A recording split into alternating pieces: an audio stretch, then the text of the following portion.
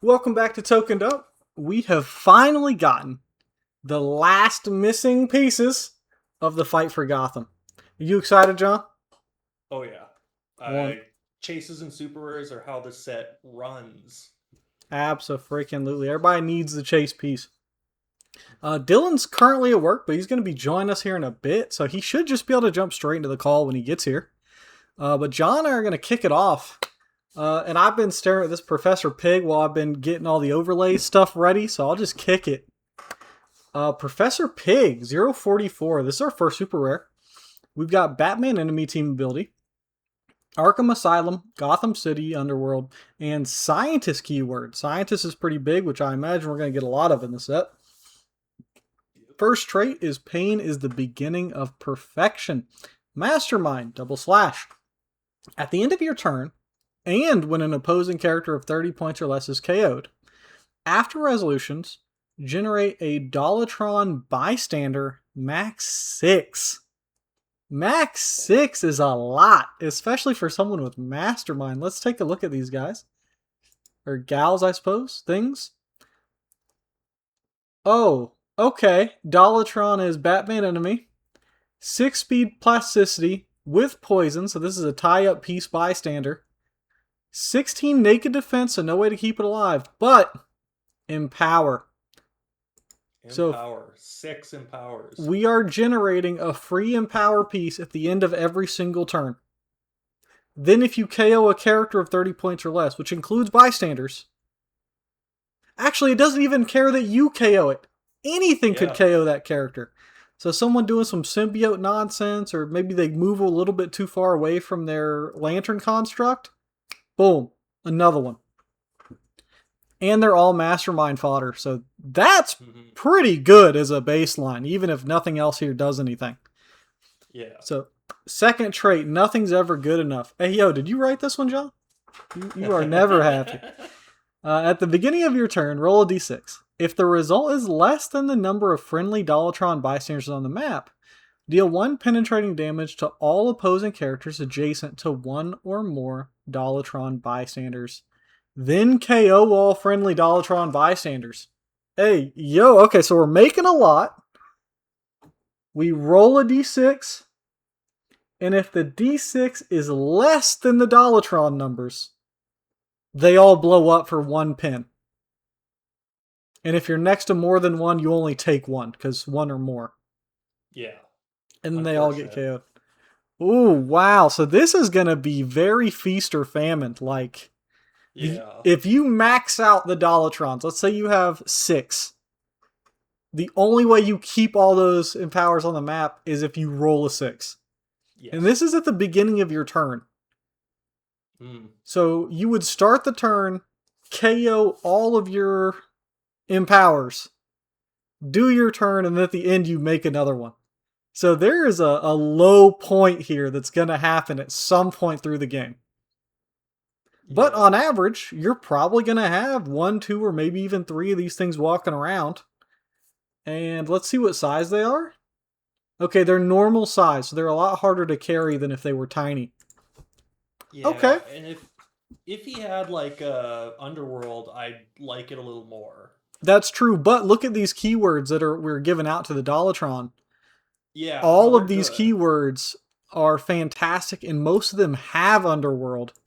So other characters can carry this that way. I like where your head's at. So let's take a look at the dial. We're 50 points for 6 clicks.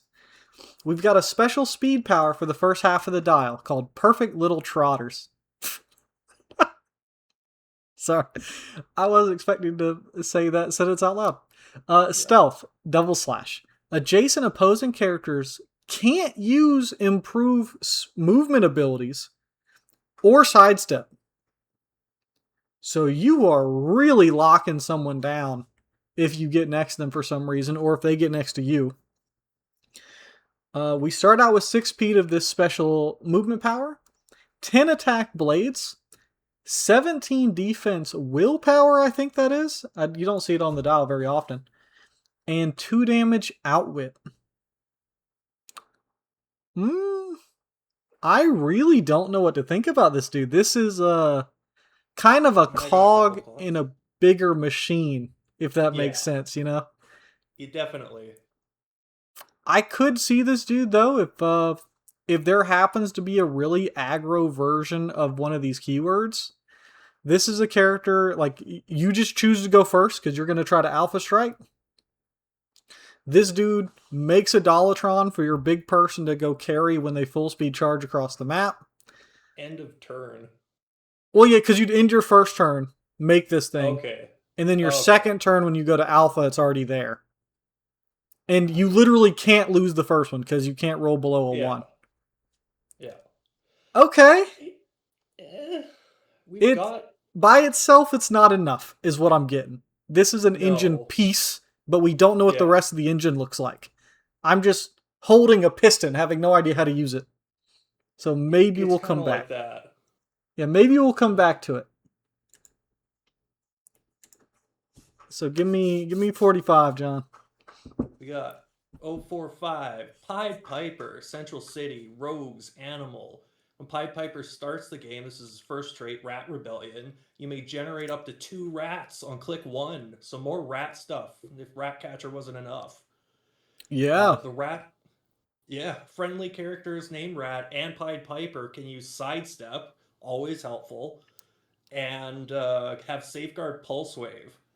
That might be big if this next couple traits uh, are what we hope they would be. Yeah, because we're Oh gonna no, he's be just sorry, we're gonna be in the same rotation as the universal weapon for a couple of months here. And that's usually how we get pulse wave onto people right now. Like there's not a lot of main pulse wave attackers that just inherently have it in modern. We're kind of cheating it on. So this kind of effect is going to be really different going up to worlds and then post rotation. yeah. Luckily, I'm just reading this ahead, but he's Mm-hmm. got Pulse Wave down the entire dial with an 11 attack down the entire dial. That is what I like Ooh, to see from my super rares. heck yeah, I see it. Never going below an 11. Also, Yep, that and team player in case you got some Batman enemy you want to bump up, and heck yeah. that's on the rats as well. So you can absolutely give those rats an 11 attack, and I think Yeah, let me just look at never the mind. rat real quick. They are tiny too, so we're in a position where you're carrying up the rats with someone else. Then the rats are sidestepping forward to get even more distance. And then now you've got plasticity, so you're tying things down that are normal sized. Okay. Bad. The next trait or the the first speed power, I should say, is Mind Control. When Pied Piper uses it, you may target characters adjacent to one or more friendly rats, regardless of range or line of fire. Protected outwit. Now Yep. that is how you Okay. use that sidestep for extra distance on your mind controls. Absolutely. Like now all the pieces of this rat puzzle are coming together, and it's only in like two figures, and they're both self-contained. Yeah. Like you don't need to pull all three of them for anything. Like if you just pulled Pied Piper, this looks like it works. Yeah, as long as you get at least one rat with Pied Piper, if you're doing sealed, Mm-hmm. you're gonna have rats. If you buy a bunch of this stuff like a brick, you're gonna have some rats. That and I like And that the rats make more rats. So even if yes, you run two up, because he's got three bolts for this mind control, even if you just roll two up to get the mind control off, you can still leave one next to yourself for defense. for the I'm mastermind that he's got at top dial. I'm really liking this. Yeah, and he's got leadership, all important for bonus action economy and maybe pulling some tokens off rats. Mm-hmm. Third special ability, the damage power is shape change. Opposing characters within range can't use speed powers and consider Pied Piper adjacent to themselves for movement. And he's got a respectable 5 range for an ability like that. Yo, I'm liking this dude. And it doesn't have to be in line of fire. So go up near null, near your big opposing attacker in this set, and bang, they're stuck there. If they can't range, they're just walking. What's really interesting is that last bit there. Consider Pied Piper as adjacent to themselves for movement. So that essentially means that they would have to break away if they didn't have improved movement, if I'm reading that right. Yes. Yeah. And it's only for movement, so you'd still be able to shoot and you don't care that he's Yeah. not. Okay, I got it. So I don't know how he would play for, say, constructed, but in sealed and a rat, he's going to be a force to be reckoned with because pulse wave alone is going to be value. Absolutely. And tying people up from range and shutting down their running shots, their sidestep, like everything. All speed power is just shut down in his range. Like he runs himself. I think even without a rat. Yeah, I think even without any rats, like let's say you just pulled him and you're only playing like one pack, I think he's still totally fine. I think in constructed, this is going to be one of those characters that can get out of hand if you let them. Because Yeah. while he's not a big threat himself, I could easily see him for an equipment taking the either the mind control ring from Lantern Legacy or maybe the Serpent Crown. And then on your first turn, you're starting with 2 rats, you make a third. Your next turn, you make a 4th rat, and then the rats can move out, and now you can start doing some crazy stuff. I'm really, really liking this. And for 60 points, he's like a self contained team. Yeah, he definitely feels more like a toolbox piece than a trash piece. Yes, I have to bring that up. Yeah, that's. You're the garbage man, I guess. You collecting all the trash.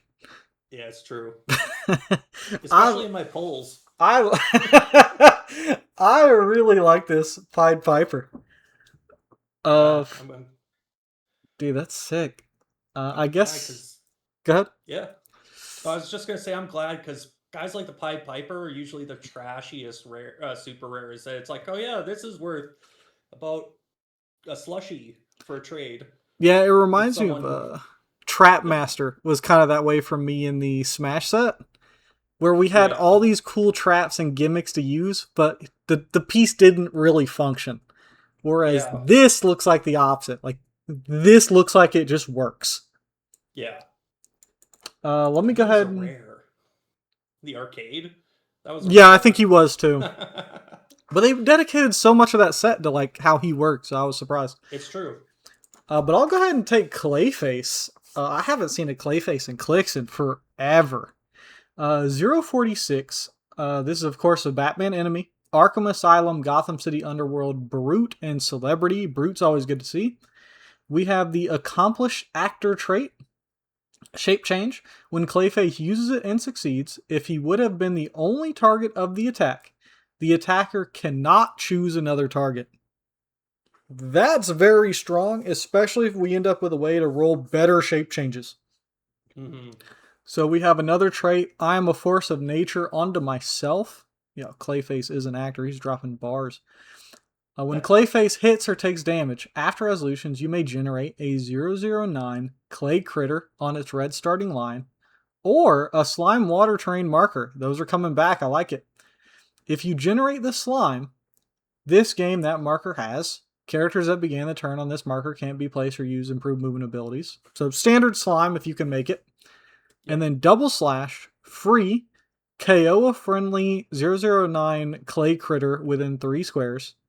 If you do, Clayface may immediately use regeneration as free. Wow, okay, so every time you either hit someone or take damage, you can create these things. If someone hits you and you succeed your shape change, their attack is just done. Like they're not getting another target unless they were double bolting to begin with. And then also, you can KO these critters to use free regen when you want as a free action. So it would be free. I'd probably attack you with the critter first, then free kill the critter, free heal myself, and then now punch you with Clayface. Let's take a look at these critters because I don't remember what they do. Yeah. How good are these guys? Let's take a peek. They start on their red starting line, so these guys really aren't very threatening. They just are kind of tie up pieces. Yeah. Okay, yeah, so you're mostly just using them for the free regen, blocking lines, that kind of thing. I mean, they're tiny, so maybe they're not blocking too much. Okay. We're 80 points for 8 clicks, so we're fairly beefy, but about equal in terms of point value to life as we expect. We Yep. have no range, 1 bolt, dolphin speed symbol, 8 attack charge, 11 attack quake, 18 defense with this special defense for 3 clicks that says your power is useless. Invuln. When an adjacent opposing character misses Clayface, after resolutions, give them an action token. And then we get 3 damage in power. There's a lot going on here, but not a lot of it goes together, is what I'm seeing. Because if you No. make your shape change, you're not getting hit. If you fail your shape change and they miss you, you give them an action token. If you fail your shape change and they hit you, then after resolutions, you generate a clay critter. So, So you don't want them, or they don't want to hit you. yeah, you don't want to target Clayface ever, is what it's looking like. And with 3 damage, you don't really have to mostly. Yeah, he does Because have Empower, which is nice. especially creating his own little guys, but they've got Yeah. like 9 attack. Are they Batman enemy? I didn't Yeah, check. let's take another look here. I'm thinking that this Clayface is probably gonna. They are Batman enemy, and they're Okay, that Quake, helps a so little. could be doing some pretty good stuff there. I'm thinking that if you've got a way to make him more dangerous offensively, then all of these defensive tools kind of stack on together to make him really tough to deal with. Because you don't want to attack him because you're just going to waste your attack half the time. You don't want to not attack him if you can make him more dangerous. Like, I'm thinking a +1 longsword off the top of my head. So if we're swinging 12 for 4 and we're letting other people copy our 11, suddenly, like, you can't let that just sit in your face. But at the same time, we're an 80-point charge piece with nothing but defensive abilities that only matter if we're being shot at. There's Yeah. no protected outwit anywhere. And in terms of defenses, we're really just getting through invulnerability. So I'm seeing Which an is outwit shape change, pin blast for your whole life. yeah. It would still take a couple shots because he's got 8 clicks. I'm It thinking just if this is your super rare and sealed, he's probably scary. Outside of yeah. that, I don't know. Yeah, I'd say this is my first. It's trash. Yeah. Throw it in the trash. As I was reading, I was getting more and more excited, and then it just didn't come together. Yeah. It's like someone gave me a fruit salad but forgot to cut up the watermelon and it's just sitting in the middle. Like, all the ingredients are great, but like, you got to do a little bit. Yeah. Yeah, we'll Yeah, I see. don't know. Yeah, we'll see. Right. Next up. We're good for next up? Yeah, you got Are you ready for next up? Viewers at home? it. Deathstroke. He's got the team player and Injustice League team abilities with the Injustice League Secret Society of Supervillains Assassin, Marksman, Martial Artist, and Soldier keywords. Some decent keywords. All of those First, keywords are great. yeah. First trait is the target. At the beginning of the game, for all friendly characters with this trait, give a target token to the opposing character. Double slash. For all friendly characters with this trait, when a friendly character with the assassin keyword KOs an opposing character with a target token, score 25 victory points. That's going to be the same if we see it from here, so this will be the first time. Reference this. Keep it in your head. Yeah, I think we Um, had one in the lower rarities, but nothing yes. uses the target token so far. No. Uh, but he does with his second trait. It says when an opposing character with a target token is KO'd after resolutions, give an opposing character a target token. So he can refresh the target tokens as they're get KO'd. Is Friendly this? target. Sorry, go ahead. I was just gonna say they friendly characters with a target trait will treat that as if it were generated by that trait so that they can keep scoring 25 points off of it It legally. is this the first non-prime we've seen be able to do that? I think it was non-prime Ra's al Ghul that did it in the first set. Oh, I think you're right. I think the prime one gave the assassins the +1 attack. I think that was where this was all introduced as well, the I think targets so. trait. So I like that So, you don't need an assassin to KO the target to keep it going. Like, no matter how that person's KO'd, Deathstroke will just give it to another person, which is good. yeah, but even if an assassin KOs it without this trait, they just score the points and then Mm-hmm. no more targets. Sorry, So, what do you mean? well, you don't re up the target token normally. Yes, like if this Deathstroke isn't there, as soon as you Yeah, KO the target, it's gone. But this yeah, Deathstroke lets you keep it going. yeah. And he lets you keep it going regardless of what keyword KOs it, which is nice in case you have something on your team that doesn't have assassin, which in sealed will be the case Yeah. sometimes. Yeah. No, I really like So that. for the dial, he is 80 points or 60 with improved movement, elevated, and improved targeting, hindering. Really need that hindering, which is good. He's Absolutely. got 8 movement, running shots, 12 attack, energy explosion, 18 invul, and then 3 leadership. Not a bad stat line, but it's not great. It's not really what you want your 80 points looking like. Which he fades into a stealth, pen blast, reflexes, and range combat experts. So more of a sniping from the shadows piece on his 60-point line that falls into a charge blades piece without wit at the very end with a bit of regen in case he lives long enough to use it. Uh, Hmm. I'm not excited by this. Not at Yeah. 60 for sure. And at 80, it's like maybe if I need to fill up my points and sealed, I'll use him at 80. But if I pull anything else, I'm probably going to play like just a couple stronger 40-point pieces like Tweedledee and Tweedledum. uh, I do like the not for gameplay because it's a little bit clunky having like your main super rare not be able to move an attack if you play him down at Yeah. the 60 points. But that is very much a Deathstroke or a Slade Wilson stat line historically in clicks. Is Yes. stealth, pin blast, combat reflexes, range combat expert. Like he's historically a sit him somewhere, let him shoot you from across the map. The problem here is he's 5 range. He Yeah. doesn't shoot out of adjacency and he doesn't shoot through other characters. So trying to do that sniper tower gameplay on a short map is really hard. So you kind of have to play him at the 80-point line so he's more mobile.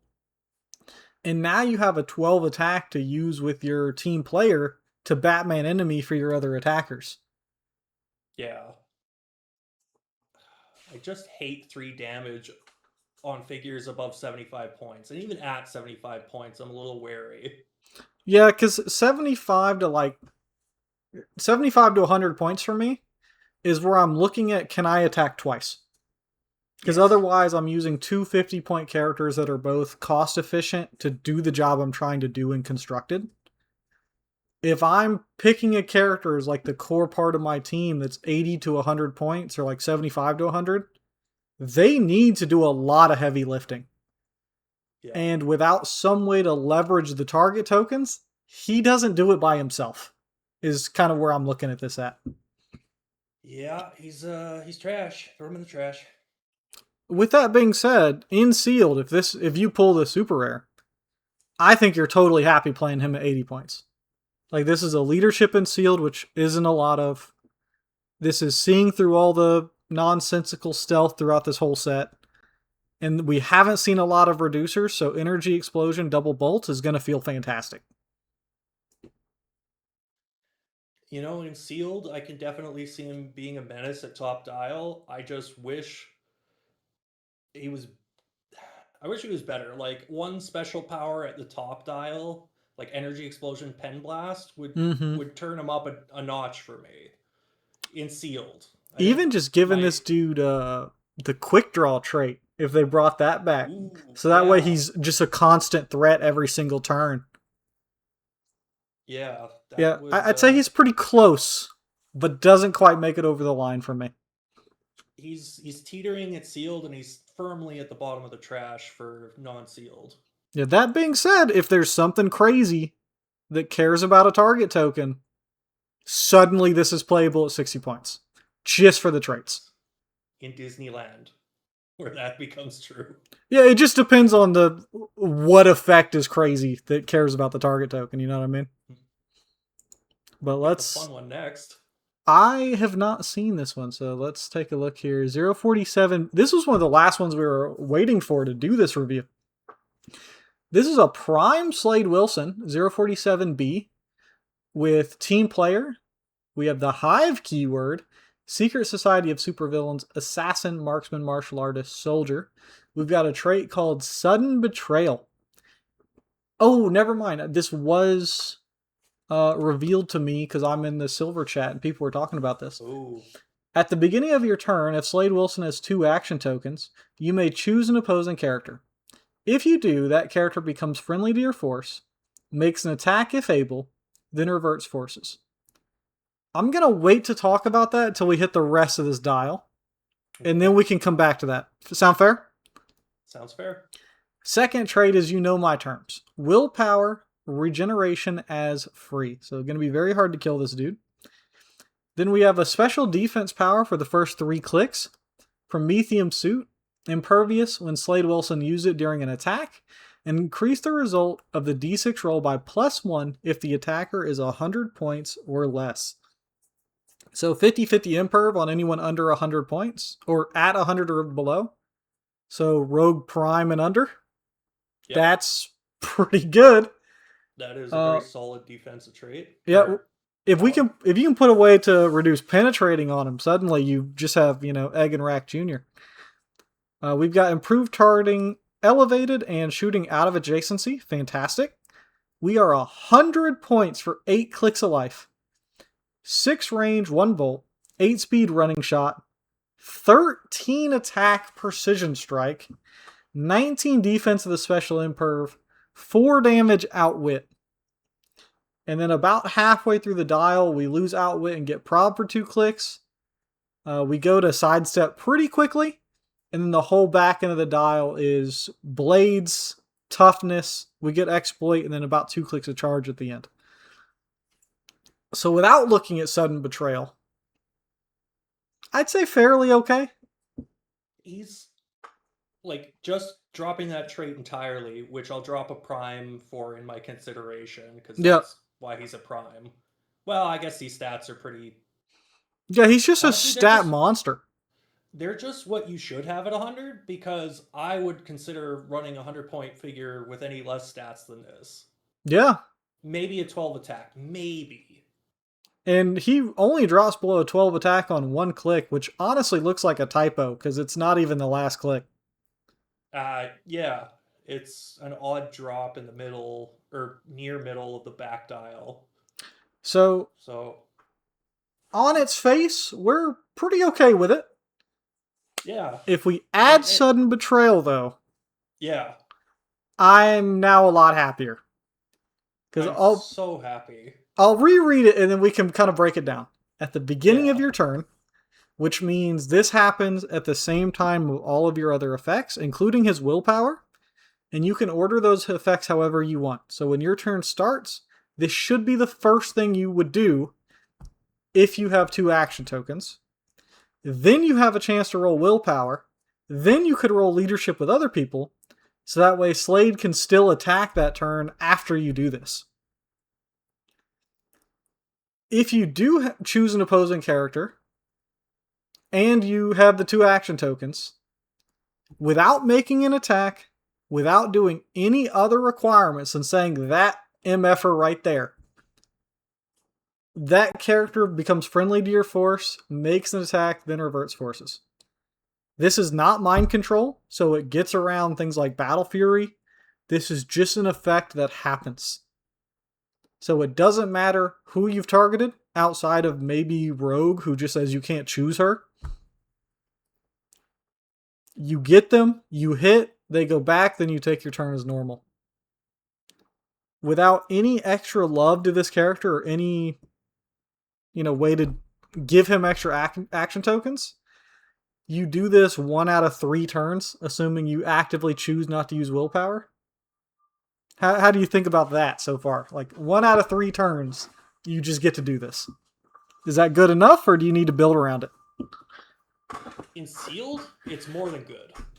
Oh no, we're firmly into constructed now. Like okay, this, I was gonna say we are well past this being good and sealed. Constructed, he's the right amount of points for this effect, not to take over the meta. Mainly because you have to see the beginning of turn 3 with a guy who's not out with proof, and not reducing penetrating damage. So the general team that gets played in constructed competitive will have a way through his defense. They will have a way just to pop him straight down and KO him and just not worry about the trait ever coming up. So in No, that sense, it's good, but I don't know that he gets protected well enough, especially on his own, to be worth 100 points. And that's after I squealed about this thing last night when I first saw it. oh, I didn't even hear you. I must have came in right after. Yeah. What if I My told first you you could do this every other turn at minimum, just not the first, for 50 more points? 15 more points. Where is he 50, getting these 50, points?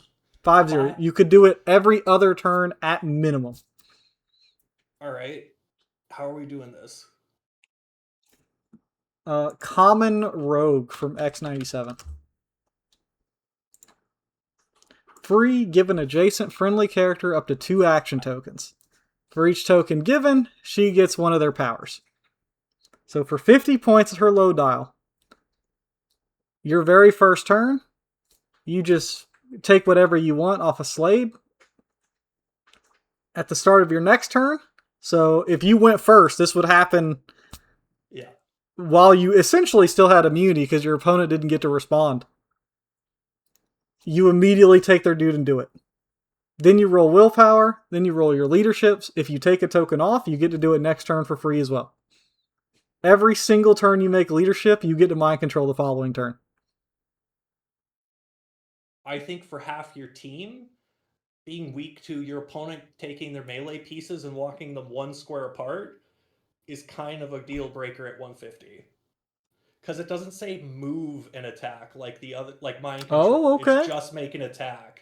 So unless a smart player, because we're talking constructed and assuming our opponent has read the card and noticed this.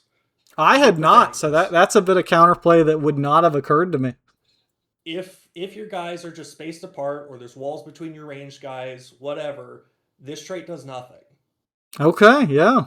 And you have to have your opponent group up for it to mean something, and then they still have to make an attack roll, which is always mind control's bane. I never hit on the attack that the mind control piece is using. Yeah, that's historically where mind control falls apart, is that you have to get through their defenses twice. Yes. Whereas this, it just limits it to, you're going to take their best hitter, you're going to punch their support piece, and squash them like an ant. Yeah. I love But it in sealed. I just think it falls. If it said move and attack, I think this would be much more of a contender. Still a little rough at a 30-year team, but outside of sealed, he's just going to be more of a novelty. okay, yeah. And I don't say he's trash because No, I he's like not. novelty for him, because if you get caught by this, you're going to be like, yo, this is BS. This is Yeah, where you like slam the table if someone cooks you like this every single turn. yeah. But you're right, there But is counterplay that I didn't recognize because you just read that a lot more clearly than I was able to. And I broke it down twice over, and I still missed it. that's okay. I get lost in the words themselves No, and bro, hidden that's a meaning great sometimes. spot. Interesting. And Um, I was before I had the card in front of me, I was a lot more positive on this outside of sealed. Because again, for our sealed review, A plus, you pull it, you run it. Oh, No question. 100%. You don't even blink. You just see a green Yeah, ring, you put it on the map. absolutely. I don't think there's a bad one so far. Interesting. Okay. This is going to be my wait and see cuz in silver, this kind of effect cross map is going to do two things very very well. The first is going to be played inside of a defensive core. If you can get the barrel on the map, you're blocked up, barriered up, you know your opponent can't get to you easily, or you're playing on a massive map that their team can't get across. This gives you a way to fight from relative safety super easily. Or on the flip side, if your opponent is playing one of those teams where they're playing either a barrier team or they're playing a defend heavy team, because you can get 23, 24 defend in silver for it, granted quite a bit of points and a little bit of tarot card usage. But it's quite possible to get a 23 defend in silver. This kind of effect can shatter those teams and just completely rip it apart. So we might be seeing a bit of the rock, paper, scissors the more you get into like higher and higher constructed play. And this might be a meta call at some point to say, you know what, those teams are great, but I've got a silver bullet in Slade Wilson. He definitely feels like the kind of thing that counterplays those teams. Yeah. And when those teams become more prevalent, I think you're right. It will be the definite something you want to hang on to in a toolbox. For yeah, just that reason, you're gonna want to have access to a piece that just says, "Oh, your defensive shell teams, your turtles." No, mm-mm. You come over here and you fight me like a Yeah, I was teenager. like you barrier up at your own peril. Good luck. Fight me like a teenager who's also very large. Yeah, Yeah, especially those teams that do some nonsense where you drop the free barrier ring from like the Mandarin ring and some little thing picks it up or like they're autonomous. This just, no, stop. Play real Heroclix. Meet me in the middle like a man. yeah. Uh, I think we've covered everything for him though, unless you think we're missing something. I think we got it. All right, go for it. Next up is number 48, Cyborg, the first of Yo, our super rare Teen Titans. I think there will be a couple. I love me some Teen Titans, man, and I love that he has JLA and Teen Titans. They never Justice League, give. Oh man. yeah, Justice League keyword to go with the JLA TA, and Teen Titans to go with the Teen Titans TA, armor and robot, as you would expect, and trait Teen Titans together Cyborg. When a friendly character is healed by Teen Titans of team ability after resolutions, you may place them up to 4 squares from their current square. Whoa! Free What? TK. Or, well, TATK. Not free until maybe later if someone makes it free. Didn't Raven do that, or did she do something else? Forget what Raven did, but Hold on, let me this check. I'm pretty sure is new and different. Oh yeah, sorry. Raven is it's automatically a 6, so you never hurt yourself. Never hurt yourself. That's good. Second trait, taking control. Once per game, Cyborg may use mind control as power, but instead targets any number of opposing characters that are equipped or have the armor, robot, vehicle keywords, regardless of range, line of fire, or adjacency. That can also help with those shell teams if they got nearly as much equipment as they want. Yo, move over, Slade. There's a better version for half your 50 points, points. boss.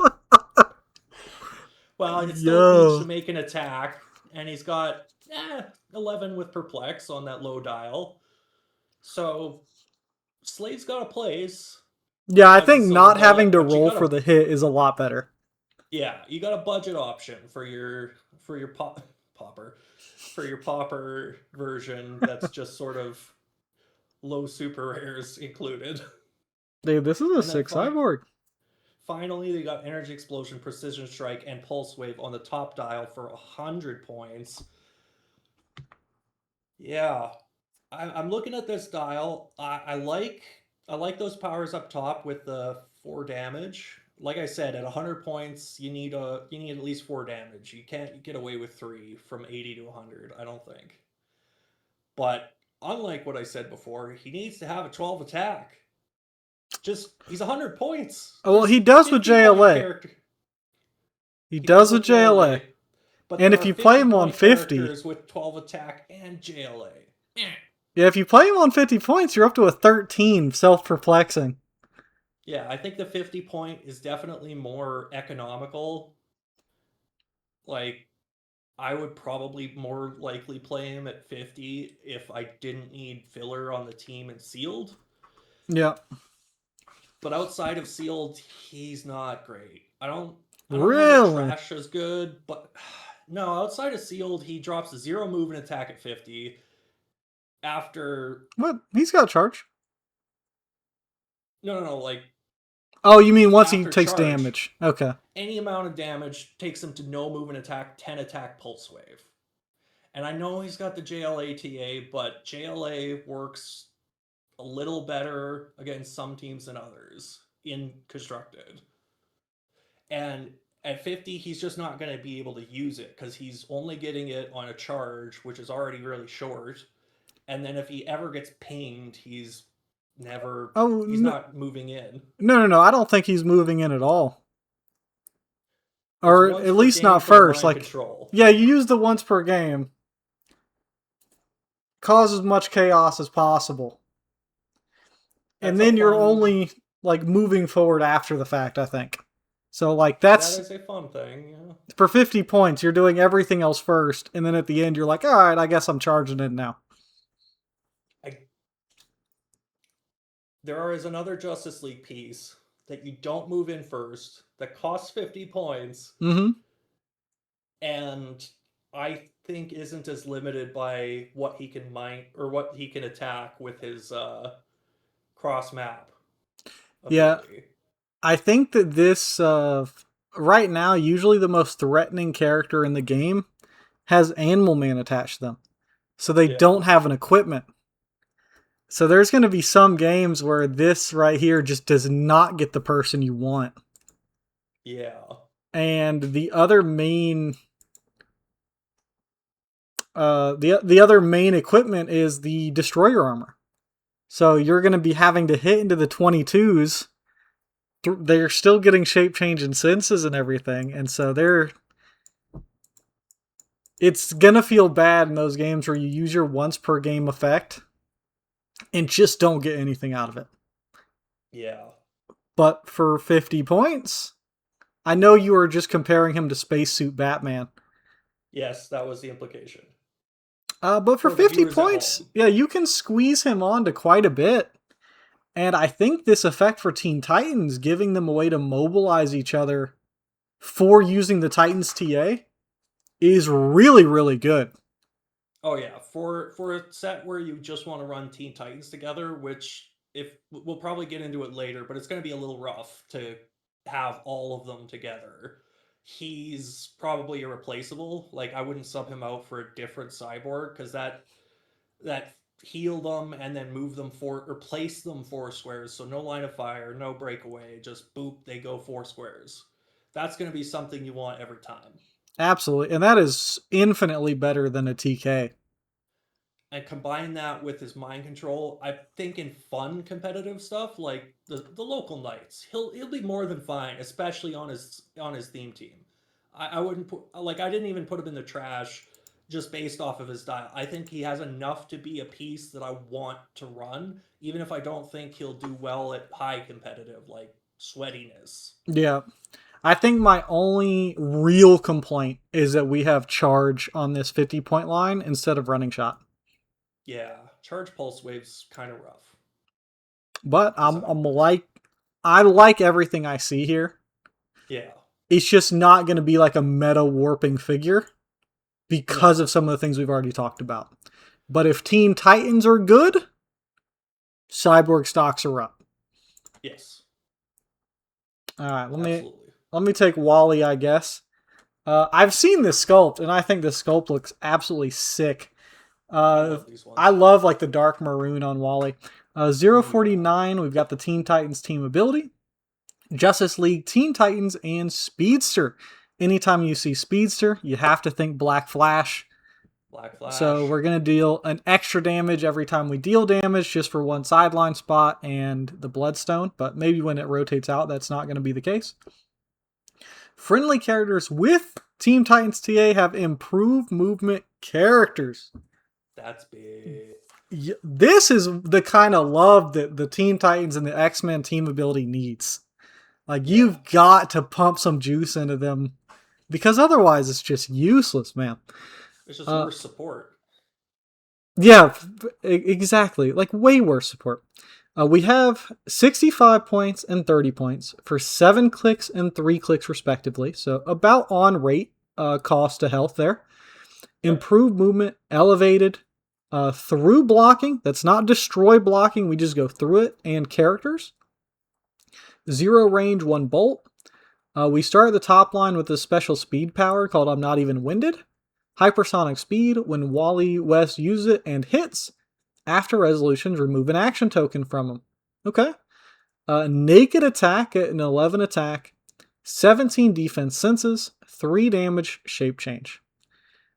Once we take 2 clicks of damage, we lose super senses altogether and gain willpower. And then on click 5 on our 30-point line, we have 12 speed charge, 11 attack precision strike, which is an upgrade from the naked attack on the top dial, 18 defense super senses, and then no damage power at all.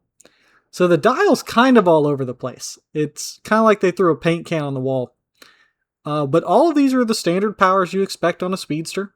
I would have loved if Precision Strike was all the way across, especially if you need to hit your hypersonic to get the action token removal. Yeah. 10 speed hypersonic or 6 speed charge, both of those are fantastic. Like that's a lot more range than most people are going to get. And this buff to the rest of the team is solid. I know this isn't the Wally West most people would have liked, because this is just generic speedster Wally West. Like, we're not getting the power of, the greatest speedster to ever live, Wally West. I wish it was stronger, but I think this does just enough, especially down at 30 points, where it's going to be okay. Yeah, and lives and dies on your Teen Titans. Yeah, and I think that's where it stops, is it just okay. Yeah. Which is sad, because I love me some speedsters. Me too. No, take us down to 050, boss. 050.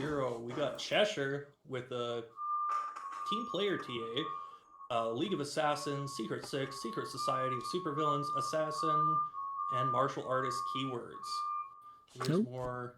Give me 2 seconds. I gotta close my door. I got a dumpster moving around. Just in case you heard it on the video. Oh, I guess we'll get into this. There we go. Right now. Inherited Technique is her first trait. When Cheshire is KO'd, you may attach her card to an unequipped friendly character with the martial artist keyword. This game, that character can use any technique, special powers on this card. We've seen this trait before, but it's worth reiterating for this video since haven't heard it since our last one, maybe. We'll get to her technique in a minute after we go through the special movement power, which is plasticity and sidestep. Freeze, choose an opposing character within 2 squares in line of fire. Place the chosen character in a square adjacent to itself. Let me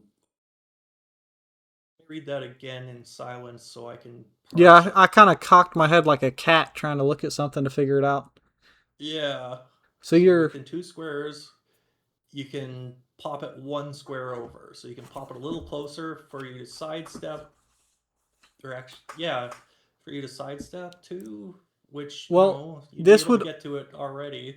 Yeah, so if they're within 2 squares of you, you can place them in one of the squares adjacent to itself, which means if it's a larger enemy character, you can do some placement shenanigans to like really swing them about.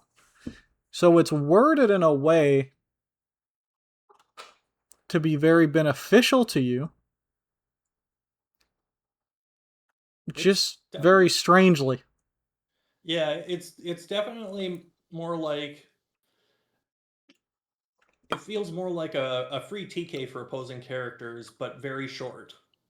Yeah, I could see it lining up some like some knockback or Yeah, uh, maybe if she's got something that cares about someone being next to her. yeah. But anytime you get to place your opponent's characters, it's usually very good. Well, let's go on to the technique here, which is her attack power for the full dial. Though she doesn't have the movement power for the full dial, she only has it 2 clicks into each of her dials Oh, so for you're two almost clicks. never going to land on that unless you just get hit for 3 or 4. Okay. Yeah, you're mostly not going to be on it, but when you are, it looks like the technique Poison Claws, which is Blades, Claws, Fangs, double slash, poison. I can see wanting to place your opposing characters for poison because that makes it something that you can Yeah, actually use on the same turn, even if they're not adjacent to you initially. And when Cheshire uses poison, she may use it as a power action instead of free. If she does, roll a d6 and deal damage equal to half the result. So there's a great reason to use that special movement power if you land on it. absolutely. Now, with the way that's worded, would I be able to. I guess it is based on the way it's worded here. Could I power action poison and then free action poison since I have access to it going either way?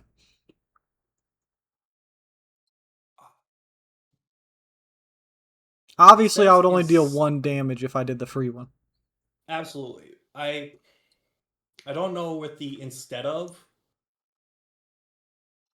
because you're not giving it to her as a free action. You're not limited by the normal restrictions to power actions or the restrictions to free actions. So I would say yes until they clarify or errata it.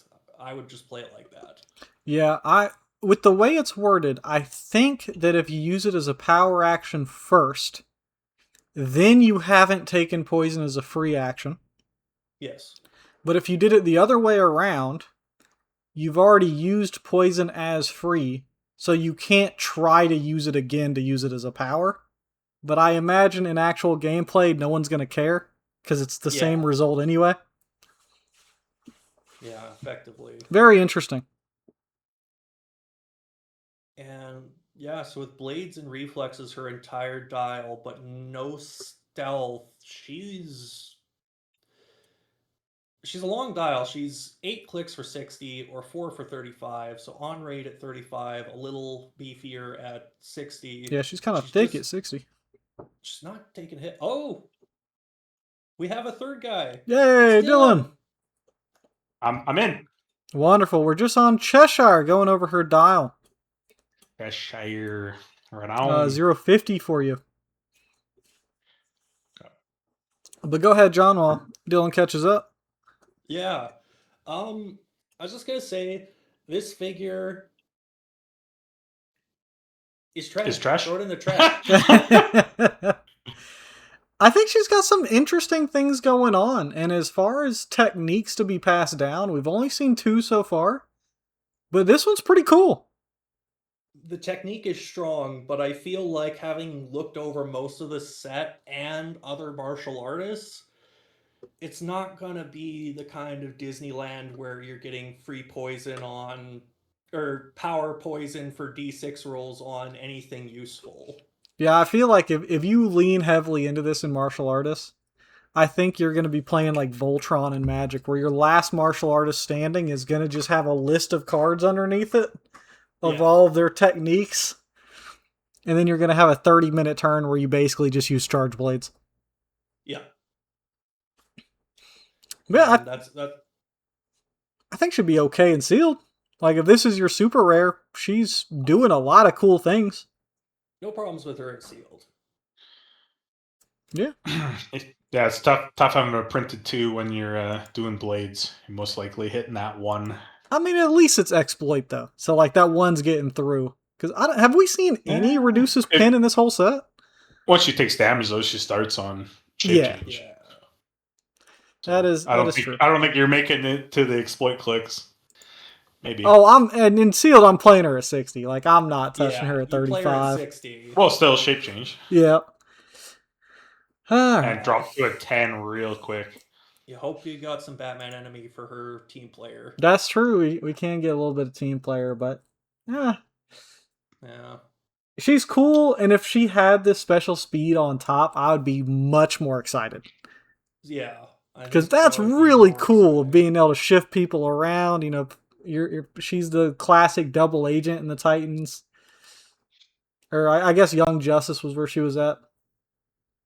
Not bad. Do you want to do Bronze Tiger for us there, Dylan? Bronze Tiger, he has that's Suicide Squad, right? Suicide Squad team ability 051. He is Justice League, League of Assassins, Suicide Squad, Assassin, and Martial Artist. He also has the inherited technique. I imagine you guys went over that. Yeah, Once you we get just killed. did for Chesh. Yeah. So he can pass on a power. That's kind of a cool way to do that for this set for the teachers. I like that. It's Mm-hmm. kind of a cool thing. Do they have to be unequipped? Yeah, it has to be unequipped. Yeah, that's kind of a bummer. So you're gonna have to team build for it, or pretty cool and sealed. Yeah, you can't be passing around inherited techniques if your person's just using a gun or in the destroyer armor. Yeah, if Batman has a batarang. He's not a martial artist, so Yeah, if you use a weapon, you're out. This is a very strict school. yeah. So he has a special defense power. You owe me a dance. Reflexes and willpower. And then he has a special damage power technique, anger as a weapon, exploit weakness, double slash. When Bronze Tiger attacks, opposing characters can't use shape change. So Battle Fury with extra sauce, I guess.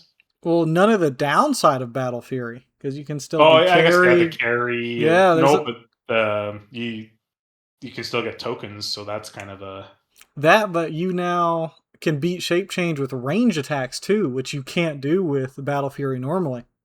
oh yeah, because it's close attacks. Yeah. So Exactly. yeah, there's some ups and downs to it for sure. And then anything that says like you can't use Battle Fury or whatever, this gets around. So I think this is the best technique we've seen so far. Yeah, probably. Hand-out exploit and a pseudo Battle Fury is pretty good. Pretty solid. He's 50 clicks for 50 points for 7 clicks. So that's nice. 3 targets. He's got improved elevated and characters. Wonderful. Love to see that. He is a 8 charge, 12 precision, 18 super senses, and then that exploit can't use shape change power. Then he kind of bounces around to sidestep, some blades, some quake, and then a couple weird and power clicks in the middle there. That might be handy, I guess, if he gets knocked to it. Yeah, I guess no matter what click he gets hit on, he's doing something different. Yeah. Yeah, middle 12 there in the middle too. But yeah, it's nice to see. Definitely a decent super rare. You're not sad to see this one. Yeah, and in terms of, passing on a technique, giving your next best attacker exploit weakness and beating shape change is pretty good. Yeah, someone that has blades and then can roll a big 6. I like that one though, especially in sealed. Like he's gonna do really, really well. Yeah, might be something you actually use in constructed too. 50 points for 7 clicks and yeah, just a very cost efficient, cheap attacker that's gonna do the job. That's what we want to see in our super rares. Playability. Ooh, and it's an assassin, so you're even collecting the target tokens we've seen floating around. Yep. Yo, this sculpt looks dope. Batman Ninja 052. I was trying to time it so I could get back for Batman Ninja. Oh, did you want to do this one? No, it's good. Okay. We've got a unique ring, so we know we're doing something at least a little bit sketchy here. Batman TA, Batman Family, Gotham City, Detective, Martial Artist, and Past. The first trait, Who Am I Without Technology? Once per game, when Batman Ninja or an adjacent friendly character would be hit, you may remove an equipment equipped to Batman Ninja from the game. If you do, all targets evade that attack instead. Double slash. If Batman Ninja is equipped, he can't use his other trait and special power, Protected Pulse Wave. So we saw something similar to this with the Guardians of the Galaxy with Oh, I'm forgetting Ray his name Bill. right now. Beta Ray Bill, yeah. I was just Yeah. the only thing coming to my brain was The Stormbreaker. Horseman. And that played really, really well, especially in sealed. I mean, that was a game-changing ability to just say, nope, didn't hit it. This being protected pulse wave just makes it better, honestly. We're gonna need a way to keep him equipped though, because by itself he doesn't start with anything in this trait. So as we've read it right now, this does absolutely nothing. But this does mean that we're a martial artist. We're unequipping ourselves to save other characters. And then now we're not equipped so we can get inherited techniques. So I'm kind of liking that gameplay cycle here. Next trait, which we can only use if we're unequipped. Master the ways of the ninja. Smoke cloud is free. Fantastic. I love free smoke cloud. Double slash. If Batman Ninja occupies hindering terrain, increase his single d6 rolls by 1. Okay. We're cooking. Double slash. When Batman Ninja is missed by an attack, after resolutions, you may place him in a hindering terrain marker within range. And he's got 3 range. So he's going to be jumping about in his own smoke cloud, being very tough to hit if he's got some kind of rollout. And then we've got a special damage power, which again can only be used if we're not equipped. Empower leadership. When Batman Ninja uses Empower, he considers other unequipped friendly characters with the martial arts keyword as adjacent to himself. I'm seeing the idea. We want to play with other martial artists. We're protecting them from nonsense so they have their turn to close the gap and get in range. And then once we've used our protection, we get all of our cool stuff. No, he doesn't seem to start with equipment though. So the first trait kind of only works if you pulled something for him. Yeah. Improved movement Get a lot elevated. of ton of shit for free though. That is very You true. have like a list of stuff for sure. 100 points for 10 clicks, so very healthy. 60 points for 6 clicks, so good on both sides. 3 range and 1 bolt. That range seems largely used for that Master the Ways of the Ninja trait. 10 speed charge, so we're freaking moving with the ninja here. 12 attack blades, which is a single d6 roll, so there's our +1. 19 defense toughness, and keep in mind we do have stealth and free smoke cloud, so we're going to just constantly be in stealth. And if we surround ourselves with the smoke, the people attacking us are also going to have -1 attack.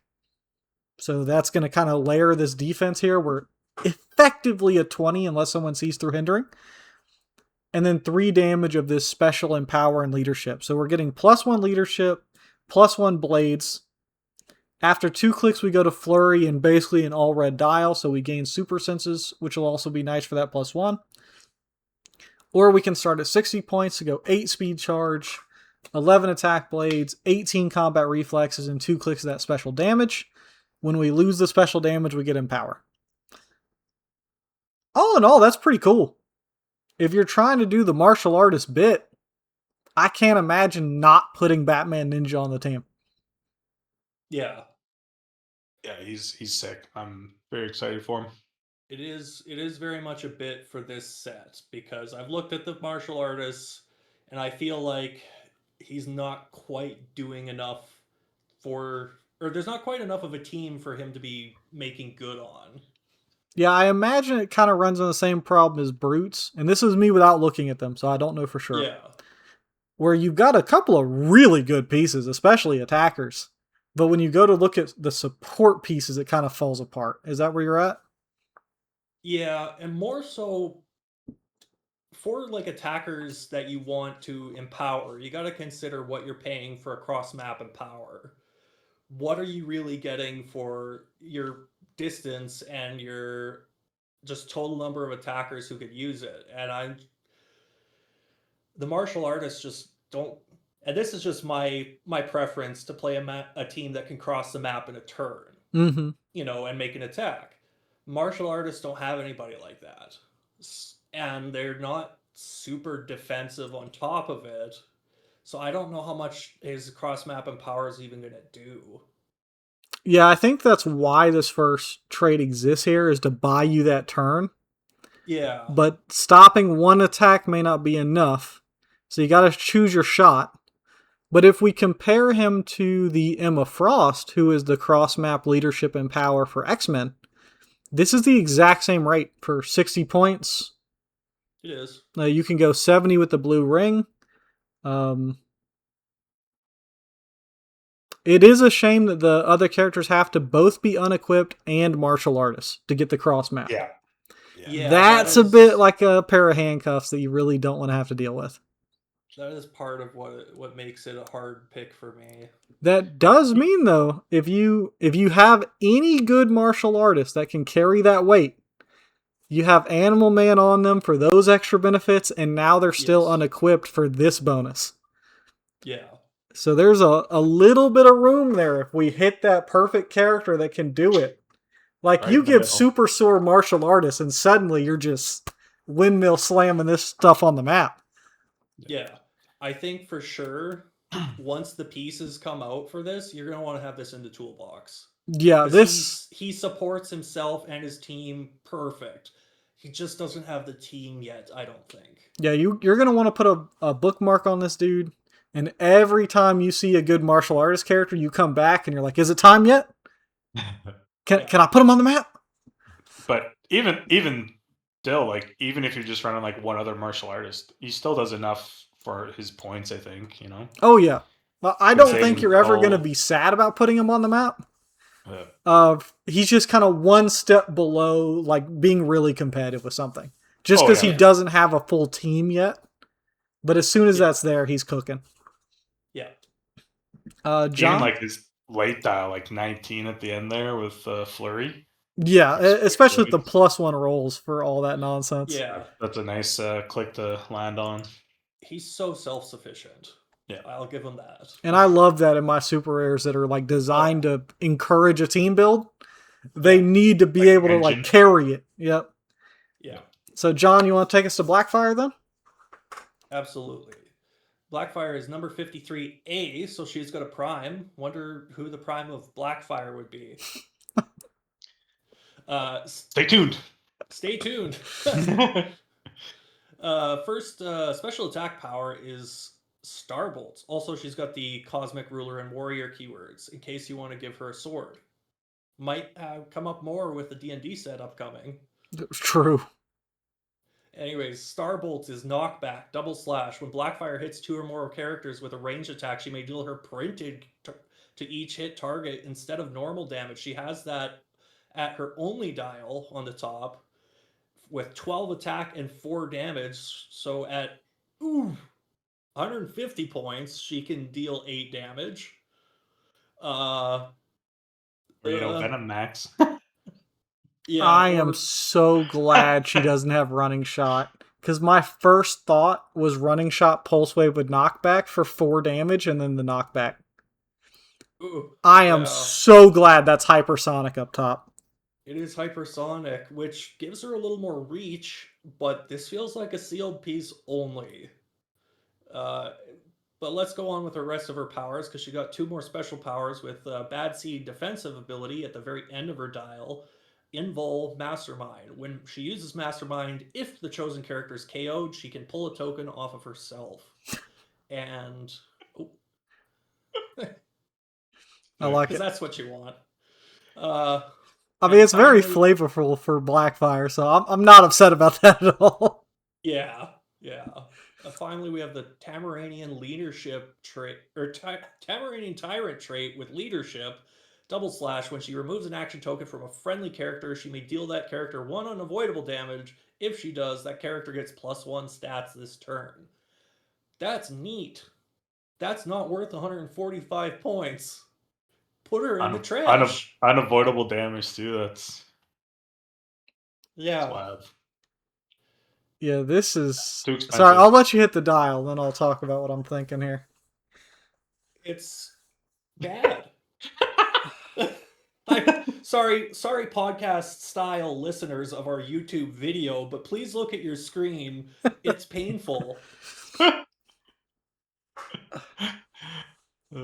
Doesn't even want to give it time of day. I mean, you got 12, 8, 12, 19, 4 for Decent 150. stats for a 100-point character, but at Power Cosmic. 150, you're gonna have to give me some stop clicks. You're gonna I've have to give me seen some worse. multi-attack. Yeah, I I've think seen we're I've all seen about to worse. see worse. Have you seen the bottom of the trash can? Because it does get worse. I will say that this has all of the special wording and stuff that I look for a character being absolutely broken in other formats. Because the minute you can add on to this Starbolt special attack power,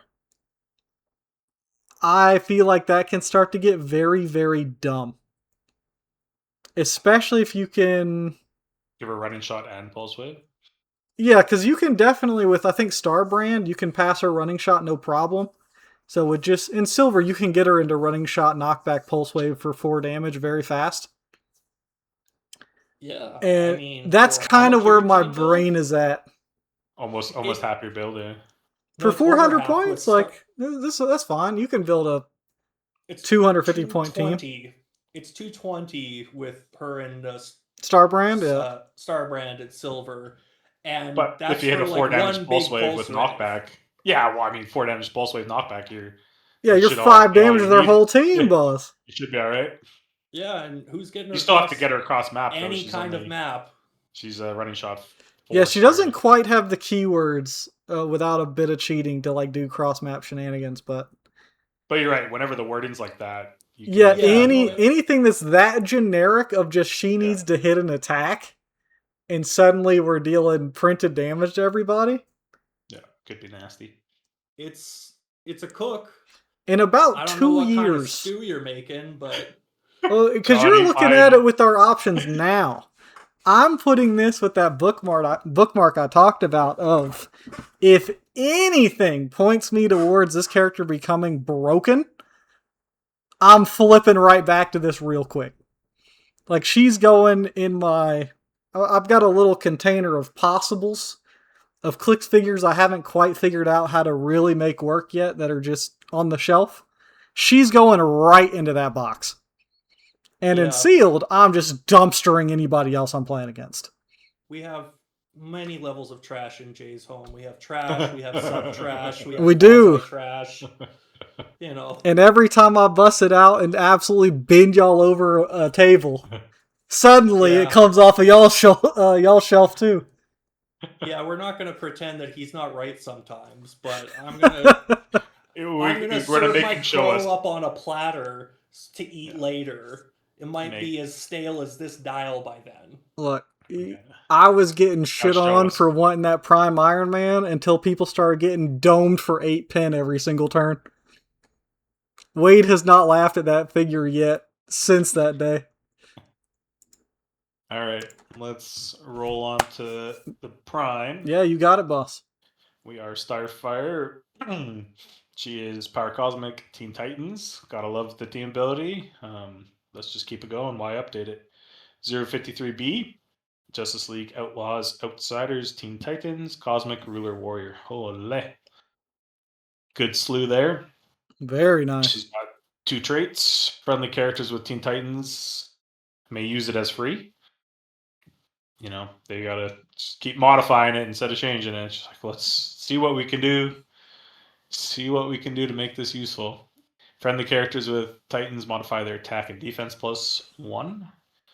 And that includes herself because it's not other. Yep. She has the Tamaranian Physiology. When Starfire is hit by a ranged attack after resolution, she may heal her 1 click. That is always nice, but it's only range. At the end of your turn, if she is outdoors, you may heal her 1 click. So, if you get map, or they happen to pick outdoor map, it's a nice little bonus. Yeah, solar powered. But not kind of something you want on your Prime to have a situational power. You kind of want to have everything, but flavor is there. She also has a attack power for most of her dial, charged Starbolts, Precision Strike, and Quake, double slash. When Starfire hits a ranged attack after resolution, she may use Quake as free, as if she occupied the squares of a hit target. So it's pretty cool. Kind of ranged Quake afterwards. You got precision, so you're going to know you're doing a little bit of damage there. nothing too crazy. Kind of like a built-in trick arrow. She is 125 or 70. For 125, you get 8 clicks. She is hypersonic 7, 12 with that special attack, invincible 19, and 4 shape change. She loses that immediately after 1 damage, the shape change there. That's kind of tough to see. For 70 points, she gets 5 clicks. She is running shot 8, 11, 18, and naked damage. What do you guys think? I think she's a linchpin for that Teen For Titans, Titans, team. if you want to try to play Titans, yeah. And Honestly, she's for fun. decent on her own and sealed. Sorry, Jay, go ahead. Oh, and sealed, yeah, she's great. no, I'm saying this is the perfect prime for Titans. Absolutely. This Oh, of combined, course. this combined with that cyborg movement means you can cross map with almost no difficulty at all, just by using the free Teen Titans ability. Like, Yeah. without any action economy wasted whatsoever, you're getting where you want to go on any map. It doesn't matter. And there's not a lot of teams that can do that. There's a couple of characters that can, Yes. but not a lot of teams that can. So we've got basically a modern dropship team with +1 attack, +1 defense. And depending on what else we get in these Titans, because I need to double check Raven again. Does this Astral Raven also have Titans? Because if she does, we are... No, Astral Raven doesn't have Titans, so that does hinder it just a little bit. I think this is the kind of team where if you are a very positional-based player, and you like playing these teams where you just kind of have a little bit of everything, and based on your play styles, how the game goes, Titans, from what we've seen so far, can do that. That cyborg was pretty cool, eh? Yeah, just in terms of the Titans together traits. Yeah. I think him and Starfire together completely changed the dynamic of how a Titans team runs. Yeah, free place. Yeah. Then that makes it very good. Very good. Yeah, so I think she's ideal for Titans. She's a little bit point heavy, but she's, with all these clicks of Invincible, she's going to be really hard to KO up her top dial. At the bottom dial, she's definitely a little bit easier, but you've got enough room for one-shots and stuff like that. I might have to do a Teen Titans team build to just take a look at it. I doubt I'm ever going to own all of them to play it myself, but I'm sure going to give it a shot. You're going to play her at 125?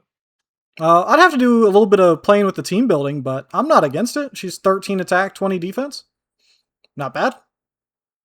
In sealed, she's good on her own, like you said. Oh, of course. Nothing stops me from wanting to play a 13 attack, 5 damage, unless they're this far above 100 Well, it's attack points. and defense. Yeah, attack and defense. Sorry, attack and defense. Still good. Still Yep. good. I just... 7 hype. So you should got 10 square reach by yourself. Mm-hmm. Yeah. Oh. I just wish she was less points at the top dial. I think she's just expensive. Yeah. This all ties back into my what 100 points needs to do when you've got like all of our especially your prime figures slot. at 50 points. Yeah, I could see them cutting just 25 points off that dial and just it being 100 points, don't change anything else. And I don't think anything would change. Like, she'd just still feel balanced. Yeah. Yeah. All right. Do you want to take us to Batman, whoever's next? Oh, I guess that's me. I think you're next, sir. All right. Yes. Come on, Jake. Get a hold of it. I didn't see this Batman a while ago, because this was one of the first things that got revealed from this set, right? Big time, yeah. So 054 Batman, with the Batman TA, Batman family, Gotham City, brute, detective, and martial artist. We have the Bat Axe as the first trait, Blades, Claws, Fangs, Giant Reach 2. As you can see from the picture, this is absolute Batman. We're not playing about. We've got the special speed power, Batman Advance Forward, Charge, Leap Climb, Double Slash. When an opposing character hits, after resolutions, you may heal Batman 1 square and move him up to 1 square. Importantly, that's a generic sentence. They don't have to hit Batman. An opponent just has to hit anybody. In a battle royale, if each of your opponents hit someone, this man is moving across the map and healing. So that's going to be kind of crazy. If you're playing him in a battle royale, you better be paying attention, because this man's getting across map. We have a special damage power. Batman caves across Gotham. Outwit. When Batman uses it, he may count range and draw a line of fire from the squares of a terrain marker within 3 squares. We've seen a bunch of free smoke cloud and stuff like that, so just keep an eye on that if you're going to play this guy.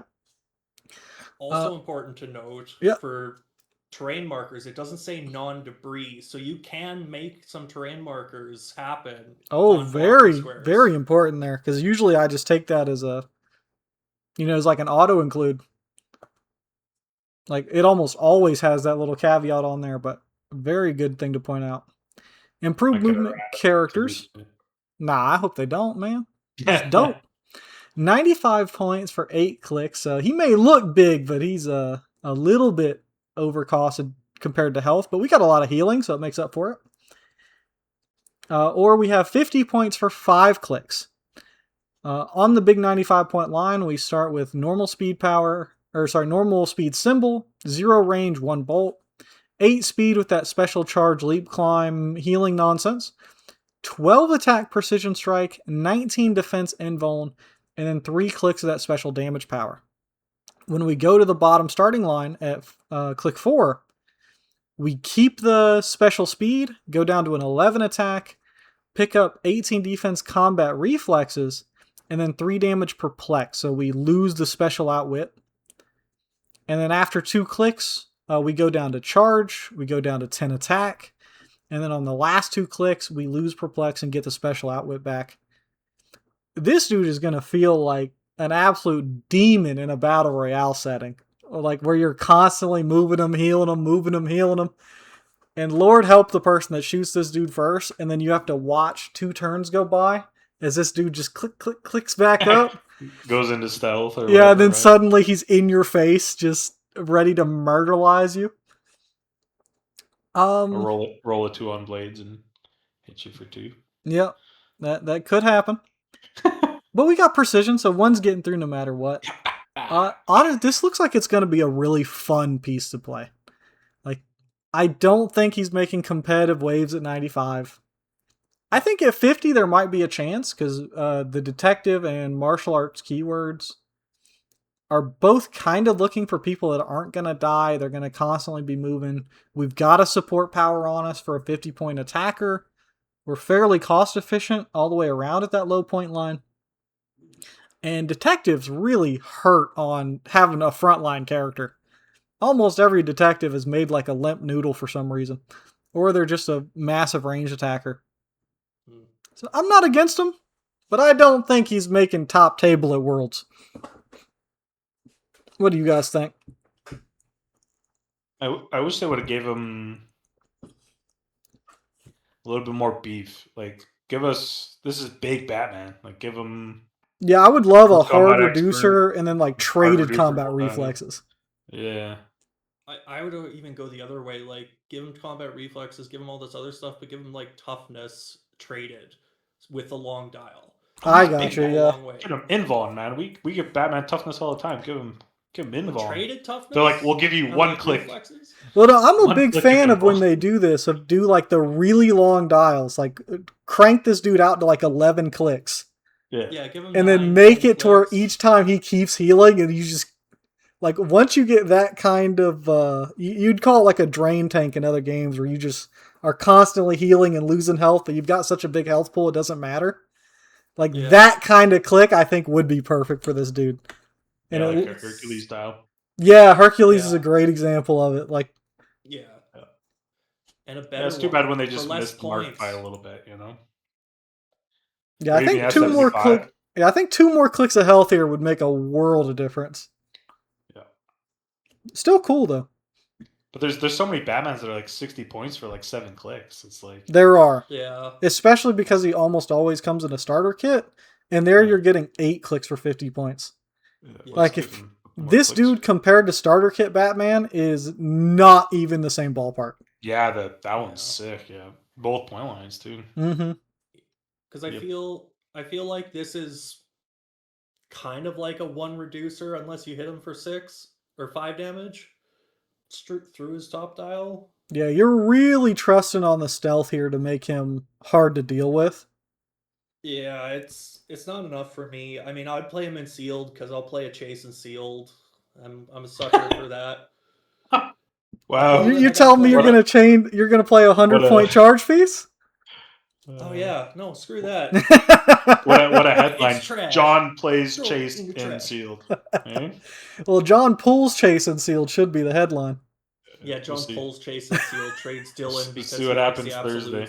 See what happens Thursday. Yeah, I want this guy. Yeah, he looks sweet, and he's gonna be a great piece shelf. on the shelf if he looks half as good as his picture. I'll play him at 50.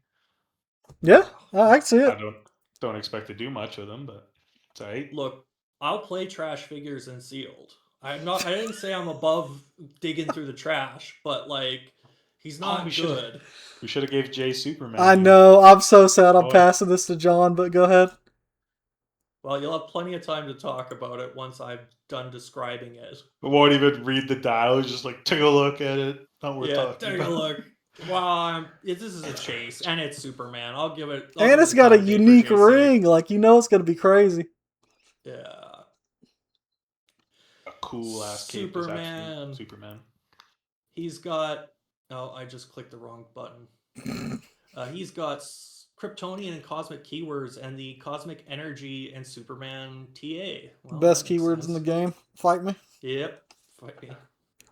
Sunstone Protection is his trait with super senses traded, double slash. He can reduce penetrating damage dealt by people lower point value than himself. So that'll be most times because he's 170 or 90. So generally speaking, they will be lower, especially in sealed.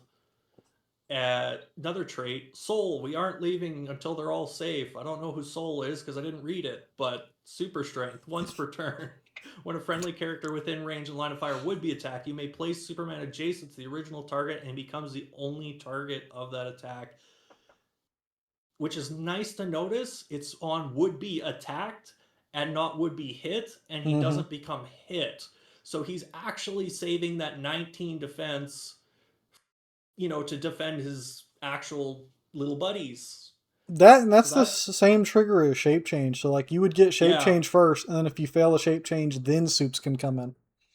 Yeah, fail the shape change, Soups comes in, uses senses if he even gets hit, and then reduces pen with imperv. Ooh, I like the way you're talking to me, John. Okay, keep going. In a sealed environment, he is going to protect. It has to have a caveat somewhere. Yeah. He is going to protect your pieces. He is going to be the Superman you want to see once per turn. Give him a 20, which man. Might be enough if you know where to place him. Yo, do you know how rare it is to see a traded super strength on Superman? Do you know how many Supermen just don't have it? Irritates the crap out of me. That and him and Hulk should just be blank in there, man. Mm-hmm. You know what? I hate 100-point charge pieces. I hate 150-point charge pieces. I hate figures over 100 points without 12 attack or 13 attack because I could get 13 attack on a 50-point piece. This guy is 170 for an 11-4.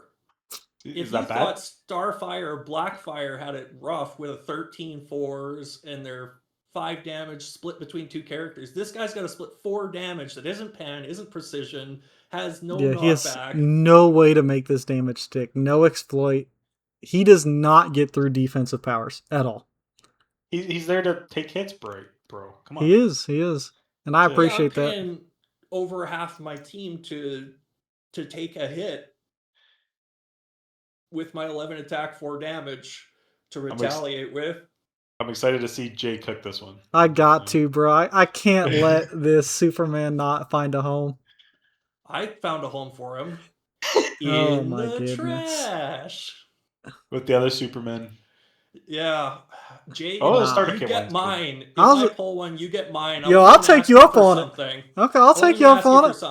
I'll expect something eventually, but you'll get it. Yeah, It'll get you I'll slurpee reach done. into the trash and grab you something else. Yeah. We trade. Yep, fair trade And- for you, Superman for me. Yeah. Fury of Billions is that last attack power on his dial. If you ever get there, this should have been the stats on the front of his dial, except Yeah. for the 16 defense. That's just like, oh no, I've been hit to my last clicks. Good thing I get to. No, you're dead. No, Then you're dies. dead. I was so hoping this special 3 damage power pulse was going to wave. read stop, pulse wave, but deals 3 Then damage he's instead of good. 1. If If it these was two two were stop stop clicks, clicks- it changes this whole dial. Yeah. Yeah, it would have been way better Still at can't play him at 150 170, points but- or something. Maybe 100 points at top and then 70 points at the bottom. Yeah. Maybe. My problem would've is that been I good. can't play him at 90 because then that means that Rogue is stronger than Superman, and I can't have that. I mean, Yeah. it's just I tax. can't take a hit in front of Rogue and then have Rogue just drain me. I Rogue can't taking have it. powers. I refuse to time. let that be true. X-Men over Superman. No contest. Yeah. It can't. There's no way. Yeah. What do you got? I honestly don't know how to make this dude good. I He wish targets I. two characters. He does target through characters. We do have 6-range But that triple incap- bolts, which we don't see a lot right now. The hype incap, which he can't even combo. Well, I think that if you're going to do this, you do need to pair him with an equipment that's going to like crank him up offensively. Like universal weapon for pin blast or precision, and then like you just go after the support pieces. So you're 180. 180 points. Yeah. Yeah, I'm not saying it's ideal. I'm saying that like this is where my mind starts of like how can I give this character a job that they can do, Get and your then what mind else do they better. need to do this job better? And that's kind of my brain where we go. Because I can't play him at 90 points and go charge Quake Battle Fury into other melee pieces that are just going to eat him alive. And there's a lot of I high point can't. pieces now, so even his reduced pen at 90 is not guaranteed. That's true. It does cover a lot, but It other does, but- primes are going to overtop him.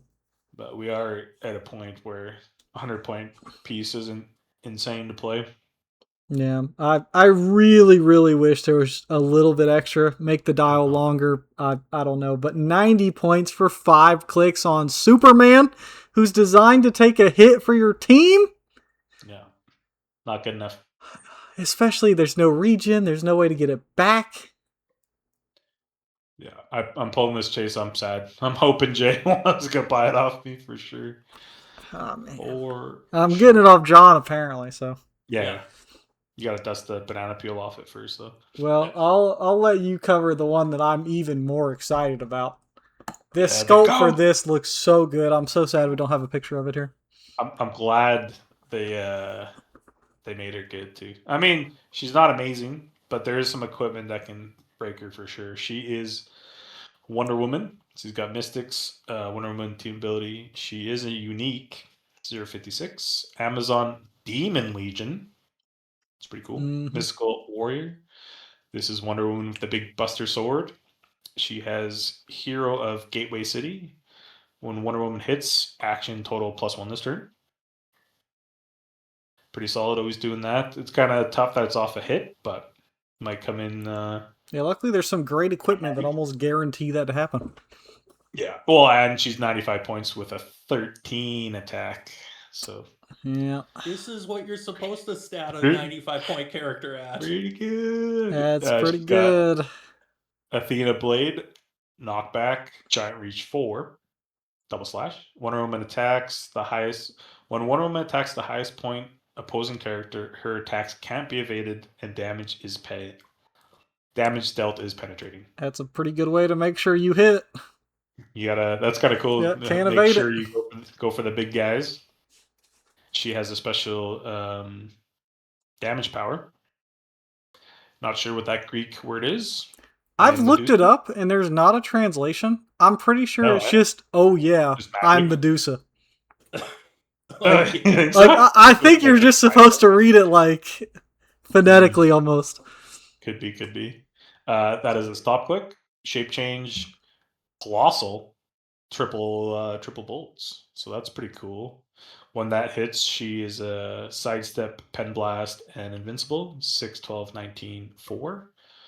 Kind of like stop clicks in the middle of the dial like that. Or like near the tail end, not right on the last click. Especially with a hard reducer, where even if you can hit through it, like you still have clicks to land on and be dangerous. And shape change, so yeah, you got a chance to get out of it. So she has 95 points, 4 range, 1 bolt. She flies. She is charge 10, 13 with that special attack power, 18 impervious, 5 prob.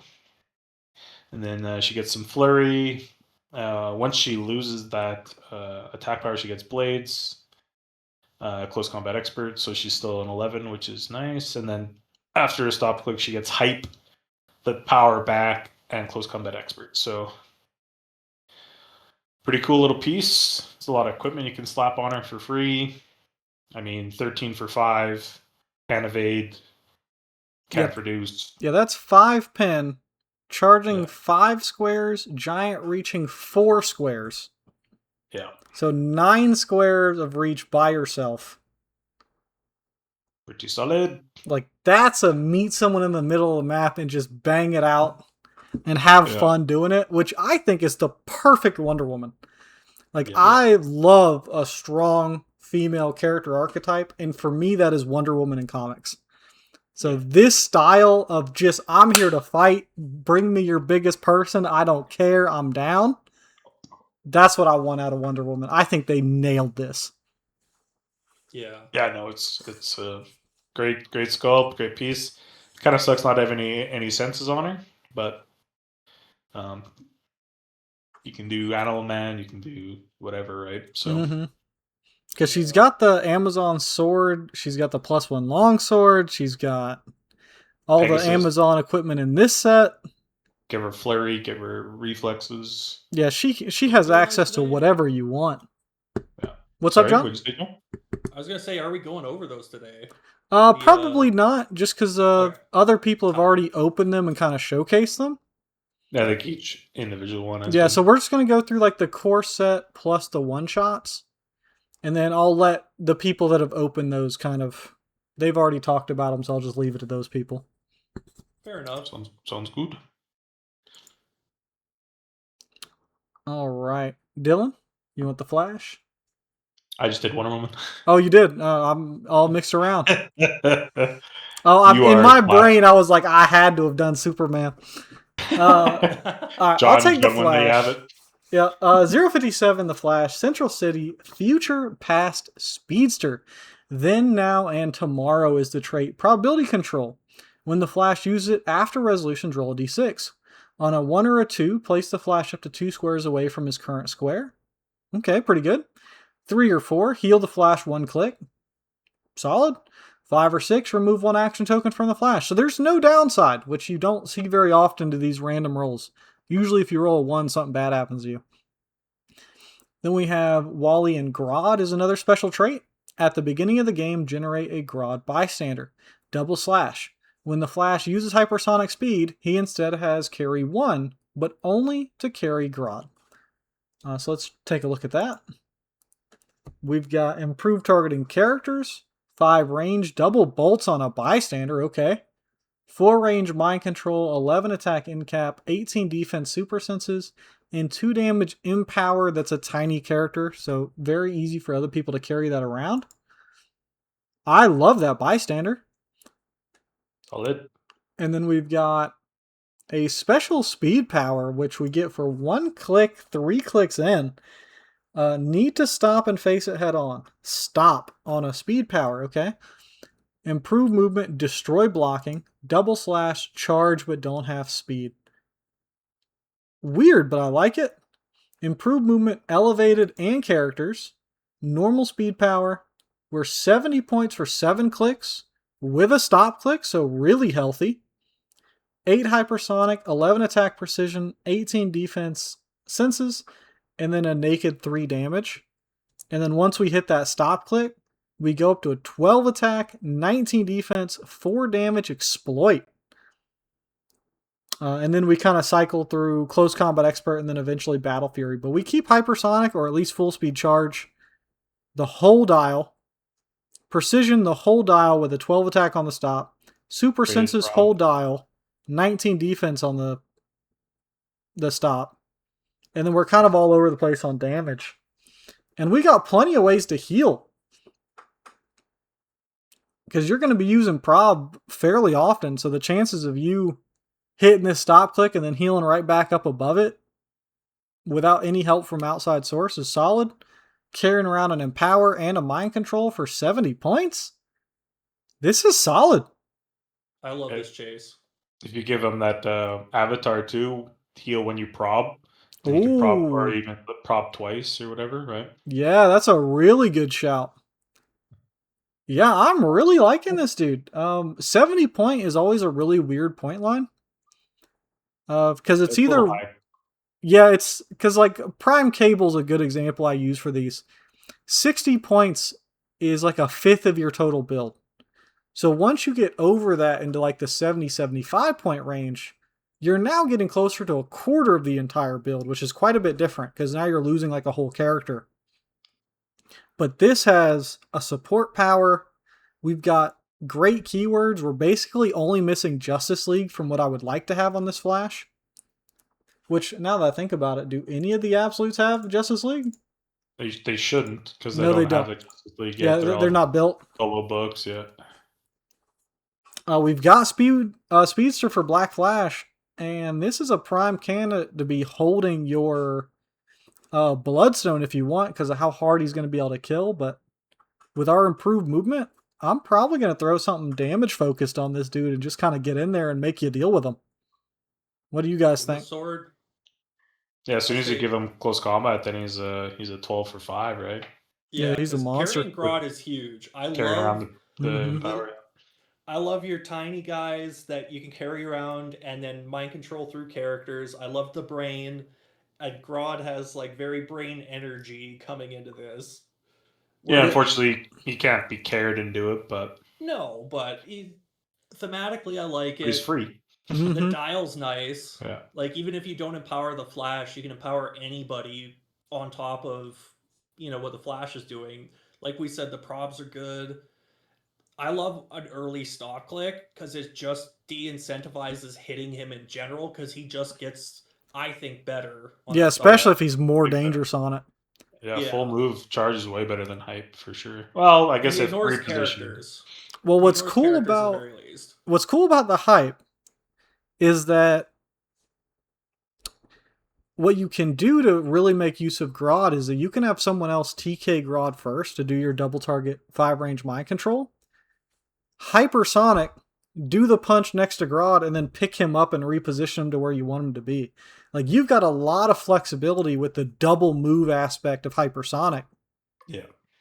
Yeah. Which is really only going to be utilized by a character like this that can really crank that up to another notch. So there's definitely going to be your base level for how good this Flash is really high. And then your skill ceiling and like expression of the character is even higher once you get creative like that. Yeah, I love it. Things like that.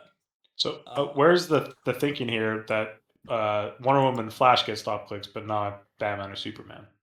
Well, the thinking is that first off, Batman's a normal character. That's peak human you're looking at there. That's fair. They don't get stops. Batman shouldn't, but like, and WizKids just hates Superman. Like, you can't convince me otherwise. It's crazy. But that's not going to stop me. You could have gave him an attack power stop because the other guy's got a damage. And that's what I'm saying. If this was just stop pulse wave, everything works. Yep. I'm hoping they do an errata and just stop. That's all they add is just stop. Yeah, right. Yeah, right. Oh, well, I can dream. What a fantasy land. Yeah. We'll write it on your card. Yeah, put it on my tombstone. Stop. Make me a good Superman. Please. Go ahead, John. I was just going to say Flash might not make it to high meta, but our tables will see this because he just looks so fun. Yeah, cool. I think he's even got a chance. Like, I think he does. Sculpt is cool. He's got a chance. I don't fully see the picture. I rarely do, but I can see whether it's trash or not. This is just one of those characters where everything kind of points in the right direction, Yeah. and all it needs is a space to fill. And if some team is, because I've built like team cores that are about 200, 230-ish points, where it all works, and I'm just like, all right, how do I fill this team out? Like, what else do I add here? This is a slam dunk. Maybe when Wally West rotates too, the super good one from Masters of Time. Oh, yeah. Caveman Flash? Yeah, if you need another speedster kind of thing, right? Oh, I guess we lose Reverse Flash too when that rotates. Yeah, we lose Reverse and we lose the Bloodstone all at the same time. So, like, Speedster is like this hyper offense strategy isn't going to work anymore once Bloodstone leaves. Yeah, Bloodstone's going to hurt for sure. But do you want to take us to Green Lantern there, John? Yes, the Green Lantern with the Green Lantern team ability. The Green Lantern Core, Detective, Herald, and Police keywords. First trait is Dome over the Evergreen, traded toughness. See, they give it to Green Lantern, why not Batman? Characters on sideline can't use sideline active, and powers and abilities granted by those characters cannot be used. So here's your anti-Animal Man tech. Here's your no sideline or characters on sideline. Yeah, this would be anti-gods, Ares, Zeus, any of your trouble alerts in silver. Kills your sideline though too. Yep. Yeah. No juice, which if you're playing this character, you're probably going to be one of those people that just hates the idea of sideline anyway. Yeah. This is the great equalizer. If it hit one shots too, that'd be pretty sick. Yeah, that's why I was kind of listing like what it did hit, because it does miss one shots. It does miss. There's a couple of characters where you can like throw an equipment on the sideline for random reasons that like equip themselves off the sideline. But yeah, it hits most what you want. Yeah. The next special power is attack power Pulse Wave.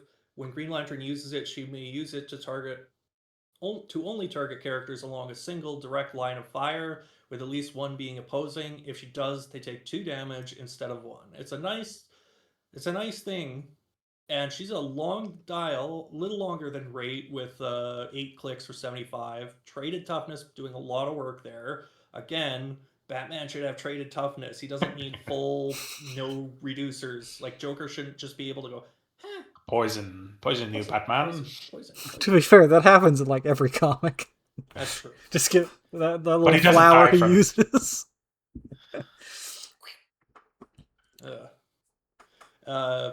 So yeah, it's an 8 speed, 12 attack, running shot pulse wave with a 19 defense and prob that you can pull 2 damage out of, or 3 damage non-penetrating, non-pulse wave, which then fades to a sidestep precision strike with 3 damage, then 2 damage. So you're basically doing 1 to anyone who's not just senses or absolute Batman back dial. Because she sees through stealth. He can't protect himself that way. And then the final click has the pulse wave again. I think this pulse wave gimmick, needing to be on a direct line, targeting one character is fine, but we just had a Jubilee who was less points, maybe less attack, but stop click. Had a stop click. Hey, she just topped an event. What are you trash talking this Jubilee for? No, we're saying the Jubilee's better. I just said the Jubilee is probably better for your points. Oh, I got you. Okay. More damage with the same 45. gimmick. She doesn't have Green Lantern though. She doesn't have this trait. Yeah, this is that like 75 point. I'm an attacker that also supports the rest of the team, and I do something special that no one else does that I'm willing to look at.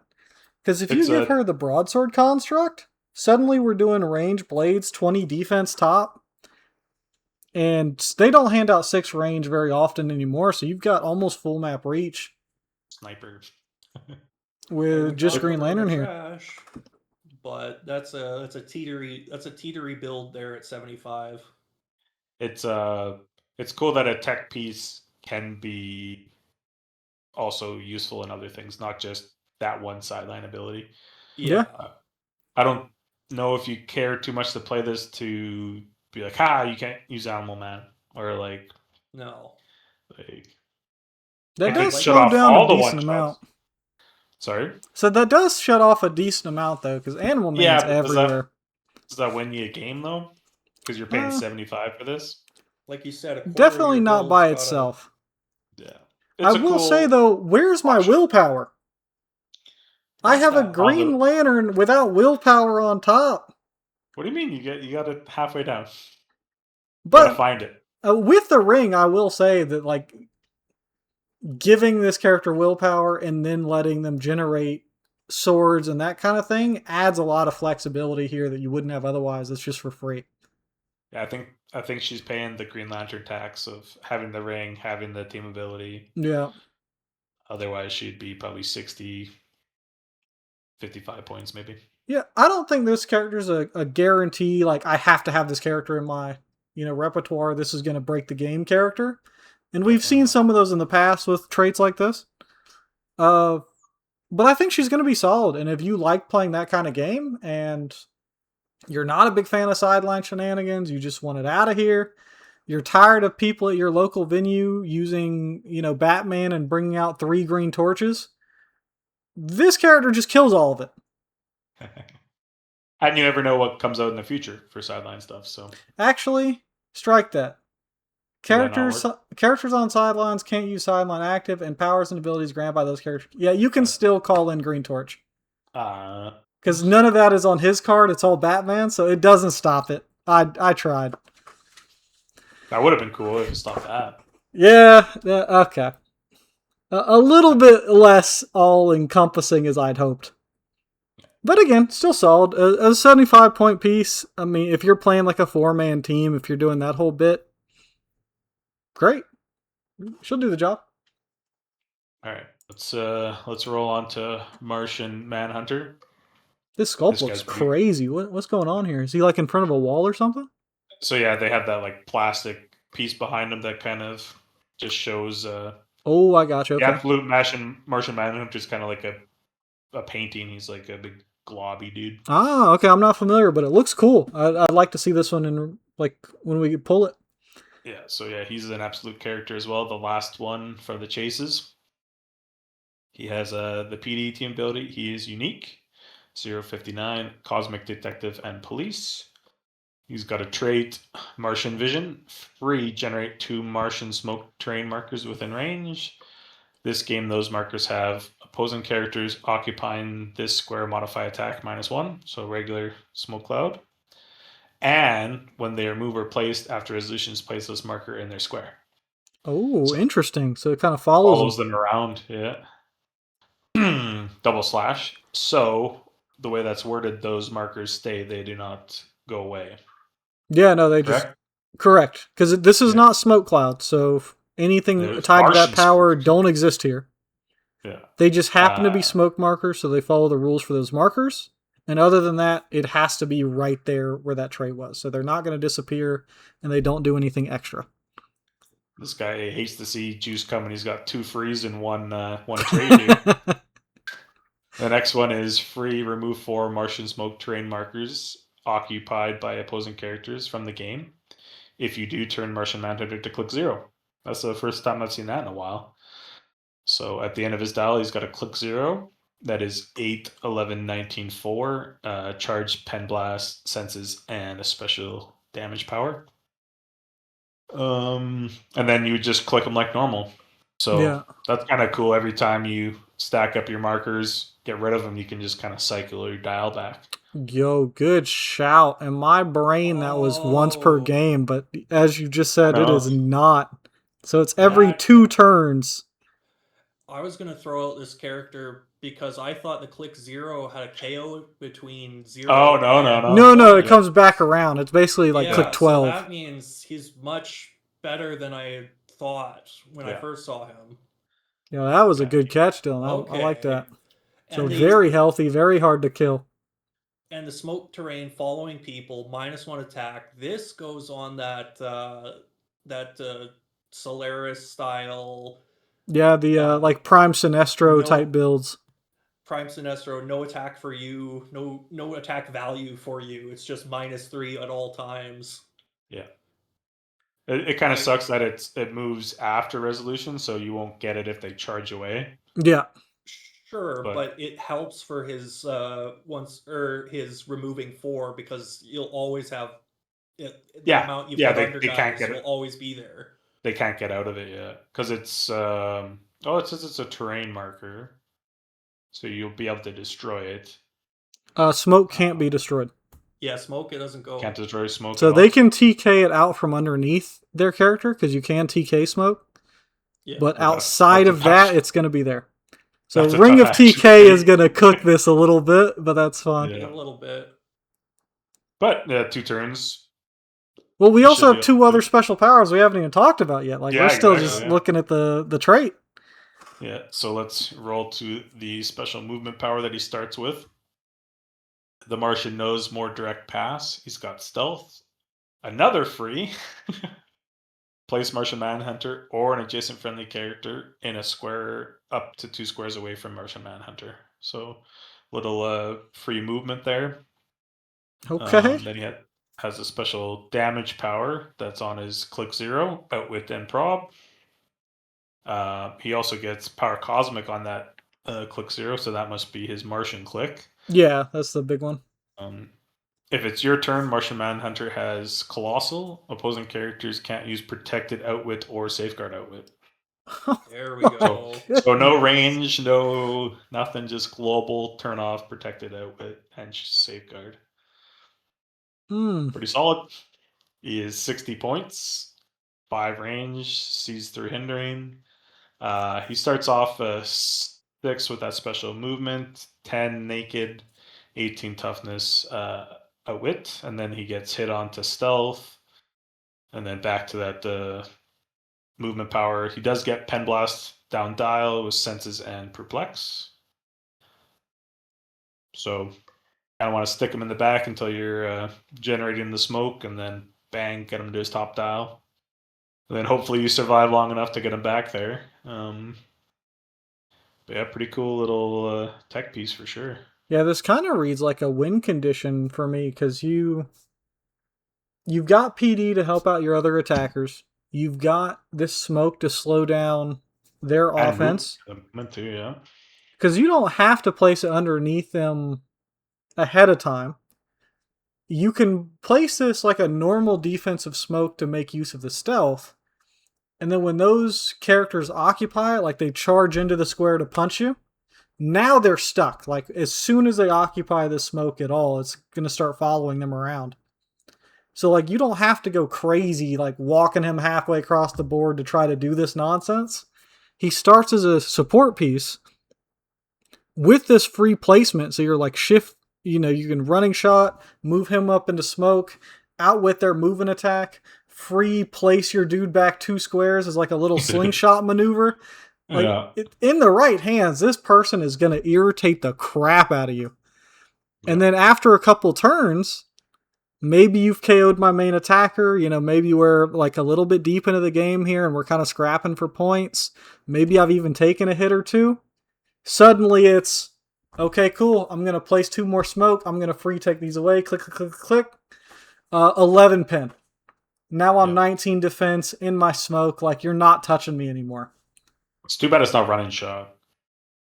That's true. I do like that it's giant though, so you get to shoot out of adjacency. At least. That and the biggest problem that can't be stopped. Yeah. The biggest problem of you being giant size is it makes you a target on your opponent's turn. This gives you all the benefit of the improved targeting and none of the downside. Plus, you can free place yourself, so you can be where you want to be, then free place yourself where you can make your shot if you need it, then take them away and click over. Yeah. You wouldn't have that movement power on the... Yeah, but you have it before you take all the smoke away. Because you have it on 4 of your 6 clicks. Do the placement and then do the... Yeah, like, depending on how... This kind of reminds me of a support version of, like, Hawkeye and Hawkeye, where everyone that plays that figure seems to just play it totally differently, and there's so many little tips and tricks you can do with it. I think this is going to be very similar. I'm down for different, unique, cool pieces. Yeah, this is dope. I like it because it's got what they say in the fighting game. It's got an install. So you gotta You gotta boot it up, install the power, and then boom, there you got the super It's got mode. an install. I've never heard that.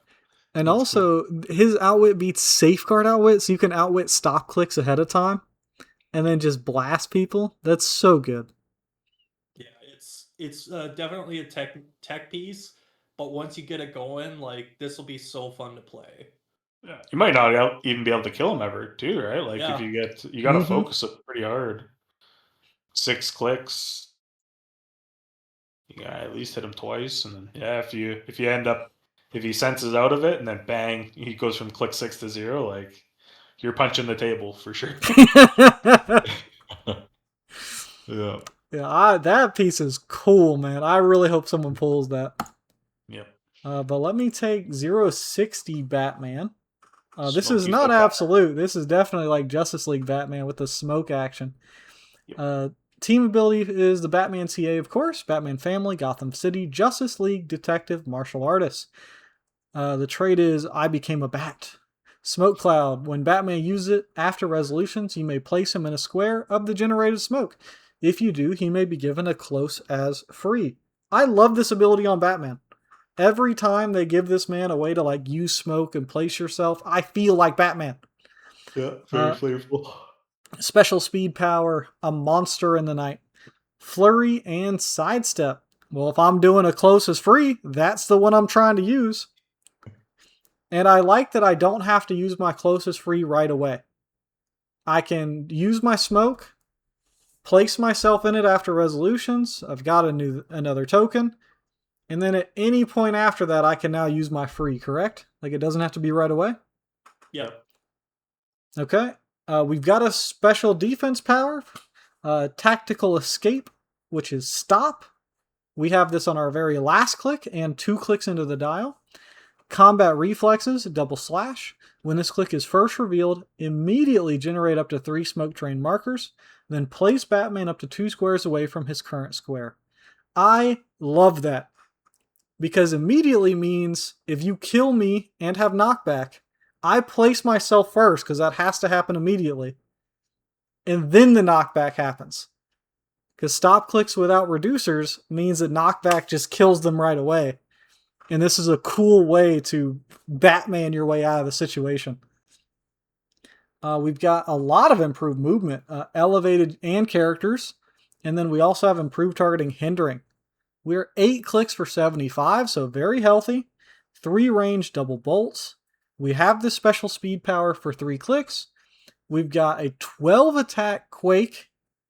We have an 18 defense combat reflexes. So with the stealth, like we know that's a bread and butter combo in the set.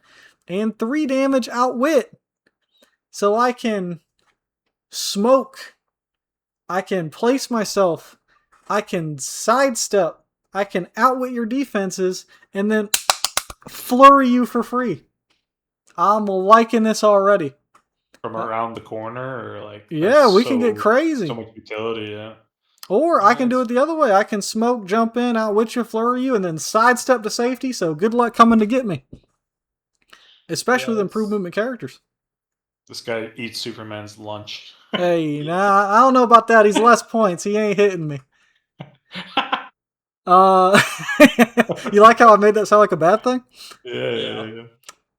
We do get a couple of flurry clicks once we lose the special speed power, and then we get a couple sidestep clicks, and then we get exploit in the middle of the dial, perplex at the back of the dial. Really cool Batman. Yep.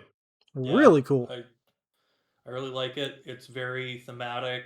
It plays like a Batman you would want to play.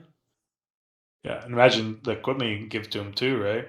Give him the back computer plus 1 stats, like... Yeah, you can get pretty crazy with it. 8, 13, 19, 4, like... Gross. Yeah, that's dope. He's sick. Love a flurry Batman. I don't know why Big Batman doesn't have flurry, but, you know. He's just not built the same, bro. He doesn't cardio. He's not built the same. Yeah, 1 big hit for 3. Yeah, he slowly trudges down the map every time someone else gets hit. He goes, whoop, wasn't me. Gets a little closer. I can't take that hit. Yeah, no, very cool. All right, let's go to the Joker. Excited. All right, Johnny with the Joker. Joker's got Batman Enemy, Arkham Asylum keyword with Gotham City Underworld, and Justice League, Legion of Doom, and Monster. My favorite monster, the Joker. He's a Agreed. monster. Yeah, I'll give it to him. sure. I mean, if you open your closet at night and that comes out, are you screaming or what? Man, it would be sick to get the absolute Joker in this. He looks he's actual- massive, yeah. Transforms into a Yeah. monster, yeah. First trait would be enjoy the asylum. When any opposing character occupying any smoke terrain marker is KO'd after resolutions, roll a d6. On a 4 to 6, generate a goon on its 15, like expendable goon for those of us who aren't in the know, on its 15-point starting line in a square that character last occupied. That's a little restrictive, having to be in a smoke terrain and having to hit the d6. But we'll see. We'll see what else he does. He has an attack power, which is at the top and slightly into the middle of the dial. Smoke cloud is free, so that helps with it, but only generate markers within 2 squares, regardless of line of fire. So that helps. Free, give an opposing character within range that is occupying one or more smoke terrain markers an action token if you can't deal them 1 pen. So it's like what in-cap probably could be. Yeah, that's solid. That was old school in cap, right? Yeah, if they already had tokens, you start doing pushing damage? Yeah. But it was an attack roll. Yep. Which this isn't, thankfully. And then a stop mastermind. If this weren't happening to me, it would be funny. Why does the Joker have 2 stop clicks? 2 stop clicks. He's beefier than absolute Batman, and he is just and like Superman. Jack Nicholson. Oh my goodness, man. And Superman. Just tell me they hate Superman. Like they do. Just be honest with me. Like Superman, Joker has I think they're pretty honest with their actions. His movement attack is purely that attack power where he smoke clouds someone and gives them a token. So it's basically useless on Invincible. And you're moving up to basically get your ass beat because the Joker is just in stealth. At least he can take a hit. Yeah, this is that long dial we talked about. Like that last stop click is nice. Maybe if he and the ventriloquist get together, I'll start singing his praises. But he's a 10 attack with no. He drops to 2 damage by his first stop click with just outwit, which might get you through something. But like it's. I don't think this is an attacking piece. I think this is disingenuous to. Yeah, moan about him attacking. To consider something that's 70 points not to be an attacker. Okay. Not to carry that role as part of your team at 70.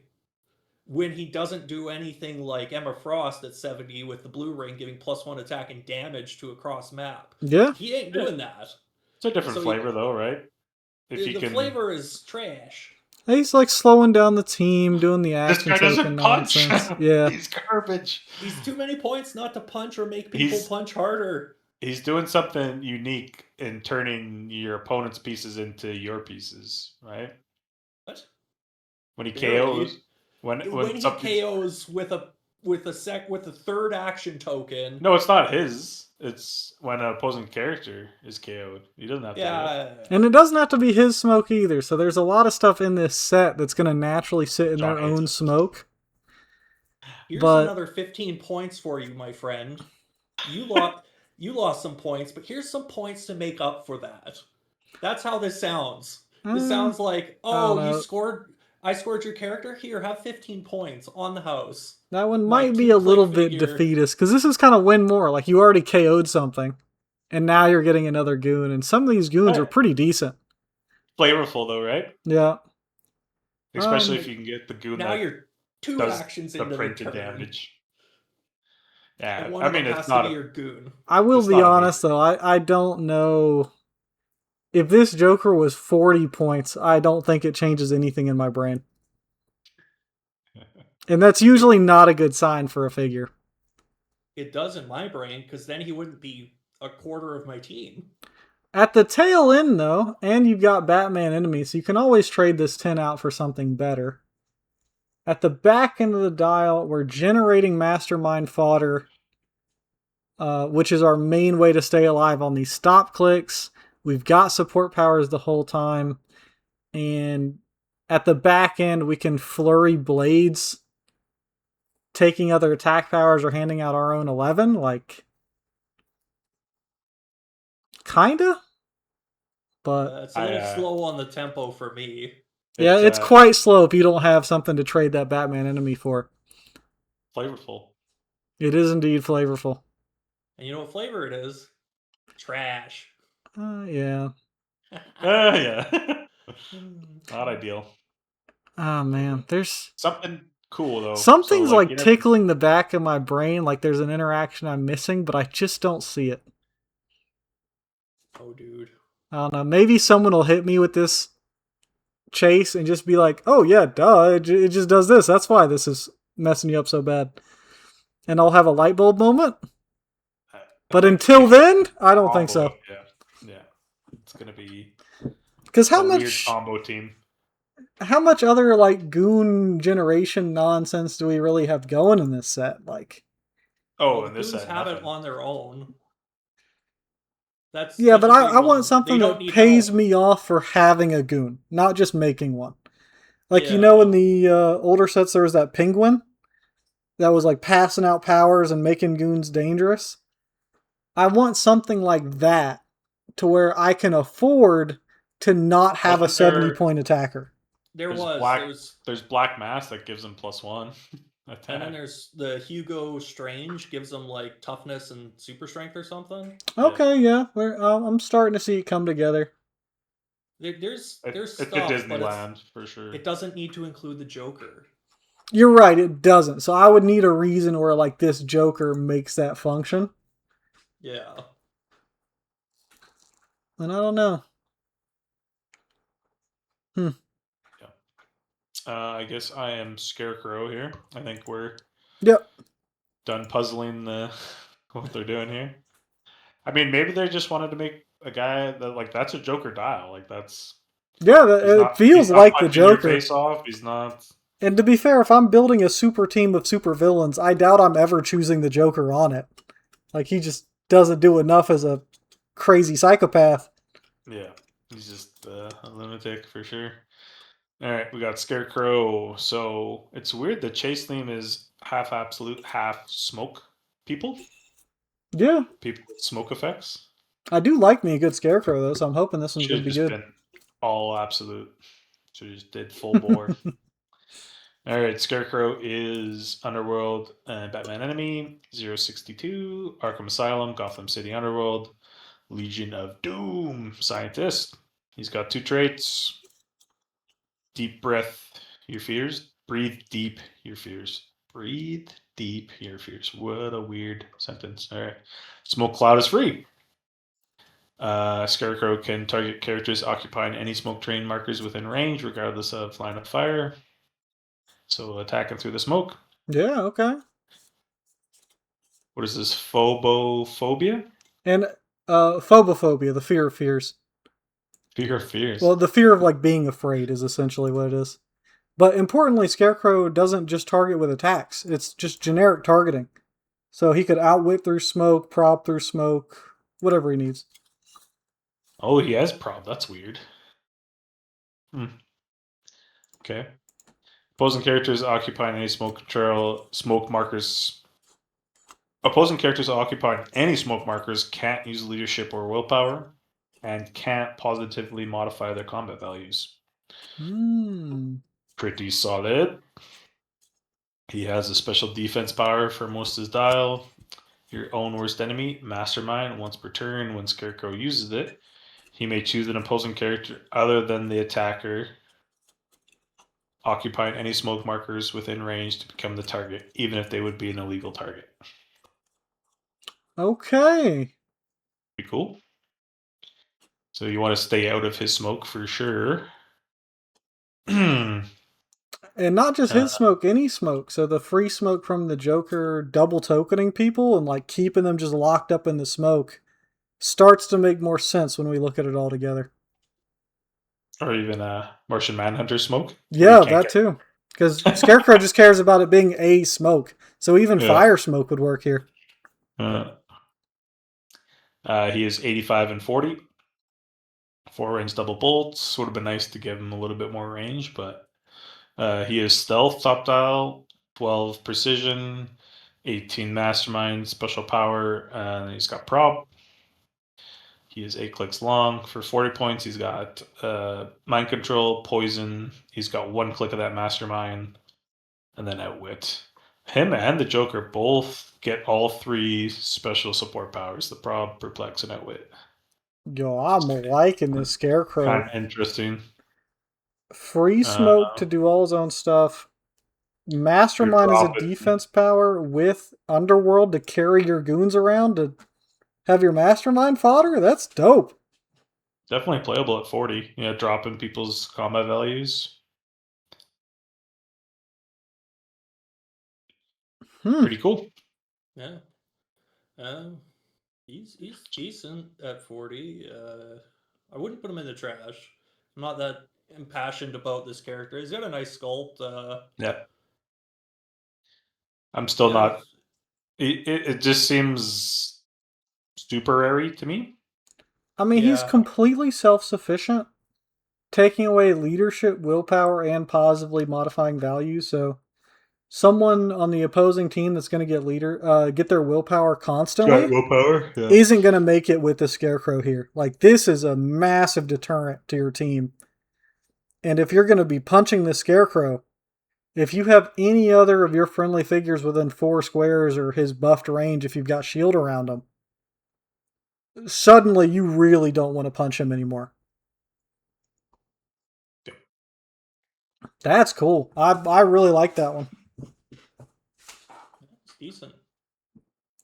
I like when they make characters like this that just change the dynamic of the game without just being, I punch really hard, I have high stats.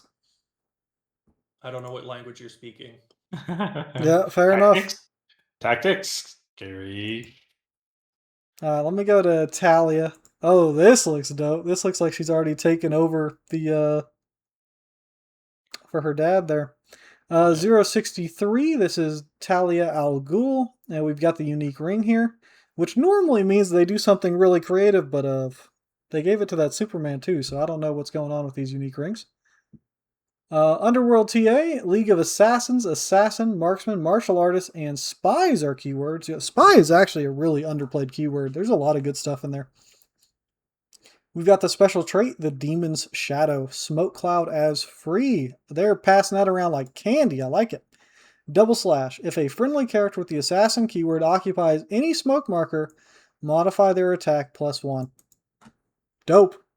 Very reminiscent of the Prime version of her dad. We've got another trait, the Demon's Daughter. Leadership and Sidestep double slash. When one or more smoke markers within range would be removed from the game, before removing them, Talia al Ghul may generate a non-prime, non-unique, standard character with the Assassin keyword of 25 points or less on their starting line into one of their squares. Very cool. So she basically just spawns in of assassins. Just out of thin air. Yeah, just for doing smoke is free. Yeah. So it would be at the beginning of your next turn, I suppose, when this would happen. Yeah. Not bad. So that means they come in ready to attack before your opponent can KO them for free. Pretty solid. And she's giving them +1 attack, so I'm liking it all that I see here.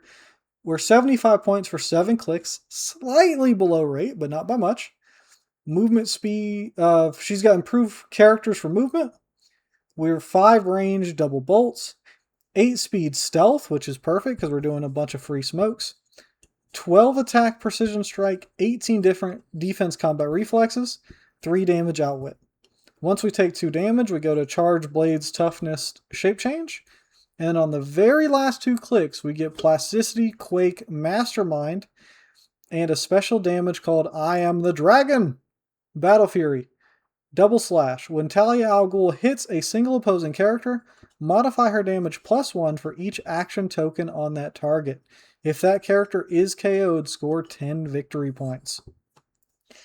What do you guys think? I kind of like it.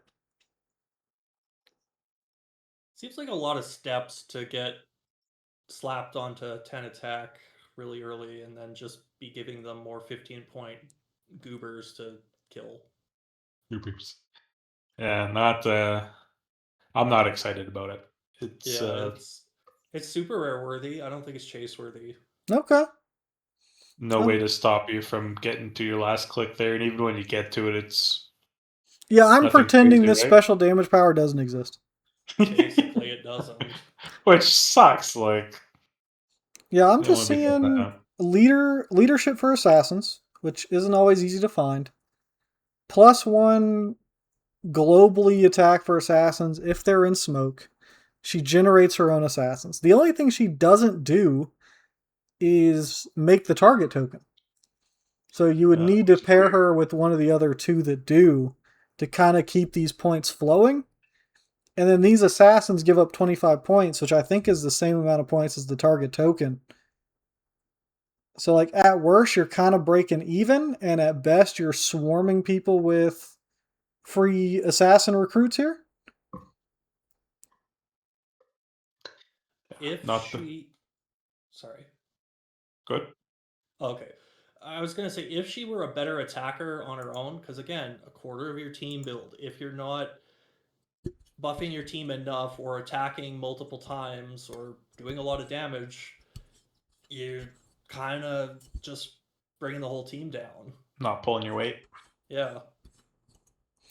I mean, I how don't think many assassins would she have to make her threatening enough to be worth 75 points? Well, what's your assassin doing though? Depends. Like, Yeah, we'll just use the one here in the set, just out of fairness. I think that was the best one I found. We have the so assassin recruit, which I that believe one would be shoot our default. This 11 one's for 3. yeah, shooting 11 for 3, double targets. Yeah. Like, how many of these Sounds would like you that's need getting the things before good. you're like, okay, that's worth 75 points? Actually, they're I think- 12 for 3 because they're going to have +1 attack from her. Well, no, she'll have to re-up the smoke to get them back into smoke. Yeah, which is a free action.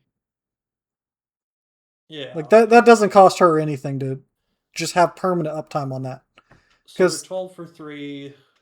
I'd say if you get, 2 of them out, I'm probably happy with that.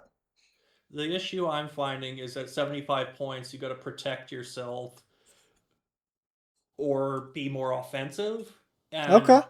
this smoke cloud, then wait a turn is fine when you can be a little more defensive or offensive. But she's not bumping your team's offense on turn. It's every other turn. It's every turn, but it's Except from the second turn first. onward. Yeah. Yeah. And that's like fine, but the assassins themselves are just easy points.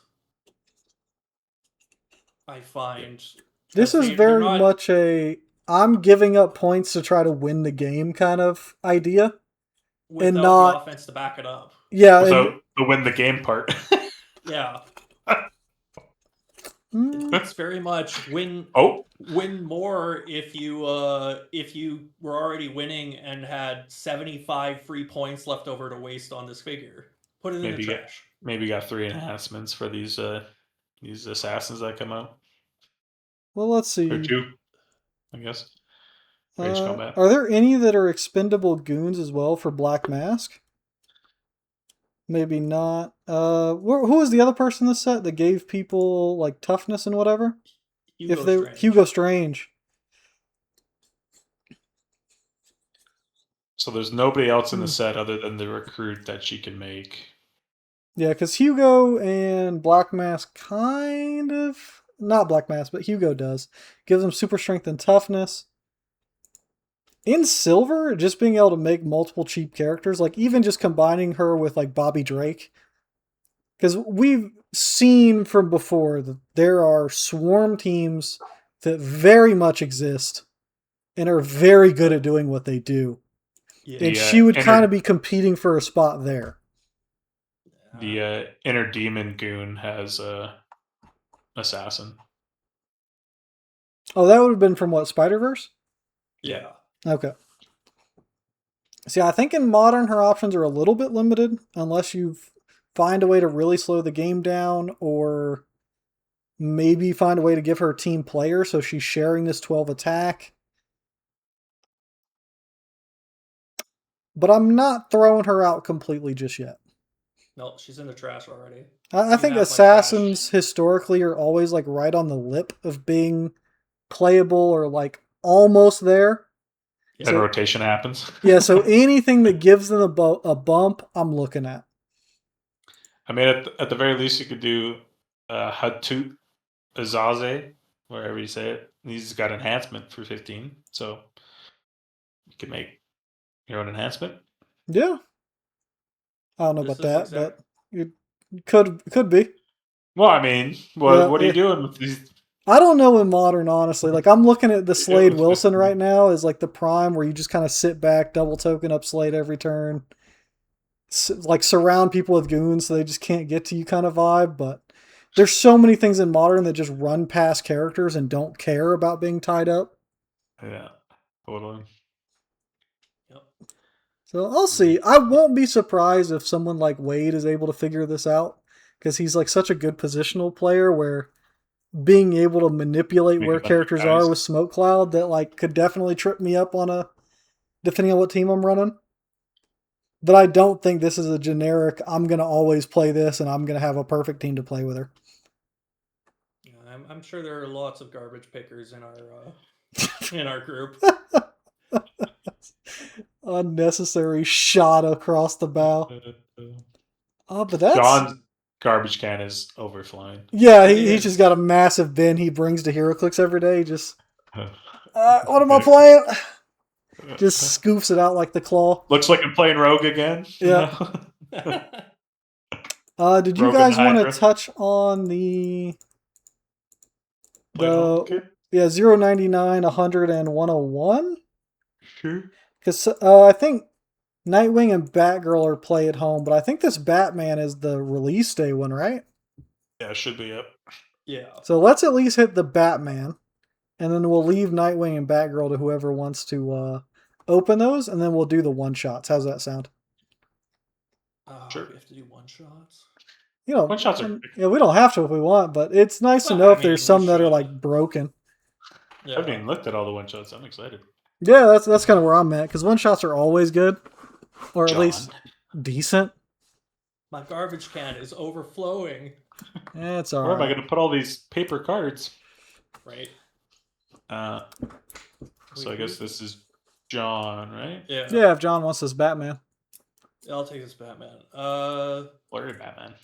Batman family, Gotham City, Justice League, detective and martial artist keyword, the all-natural Batman LITA, a grapnel launcher, another grapnel launcher. Must be grapnel.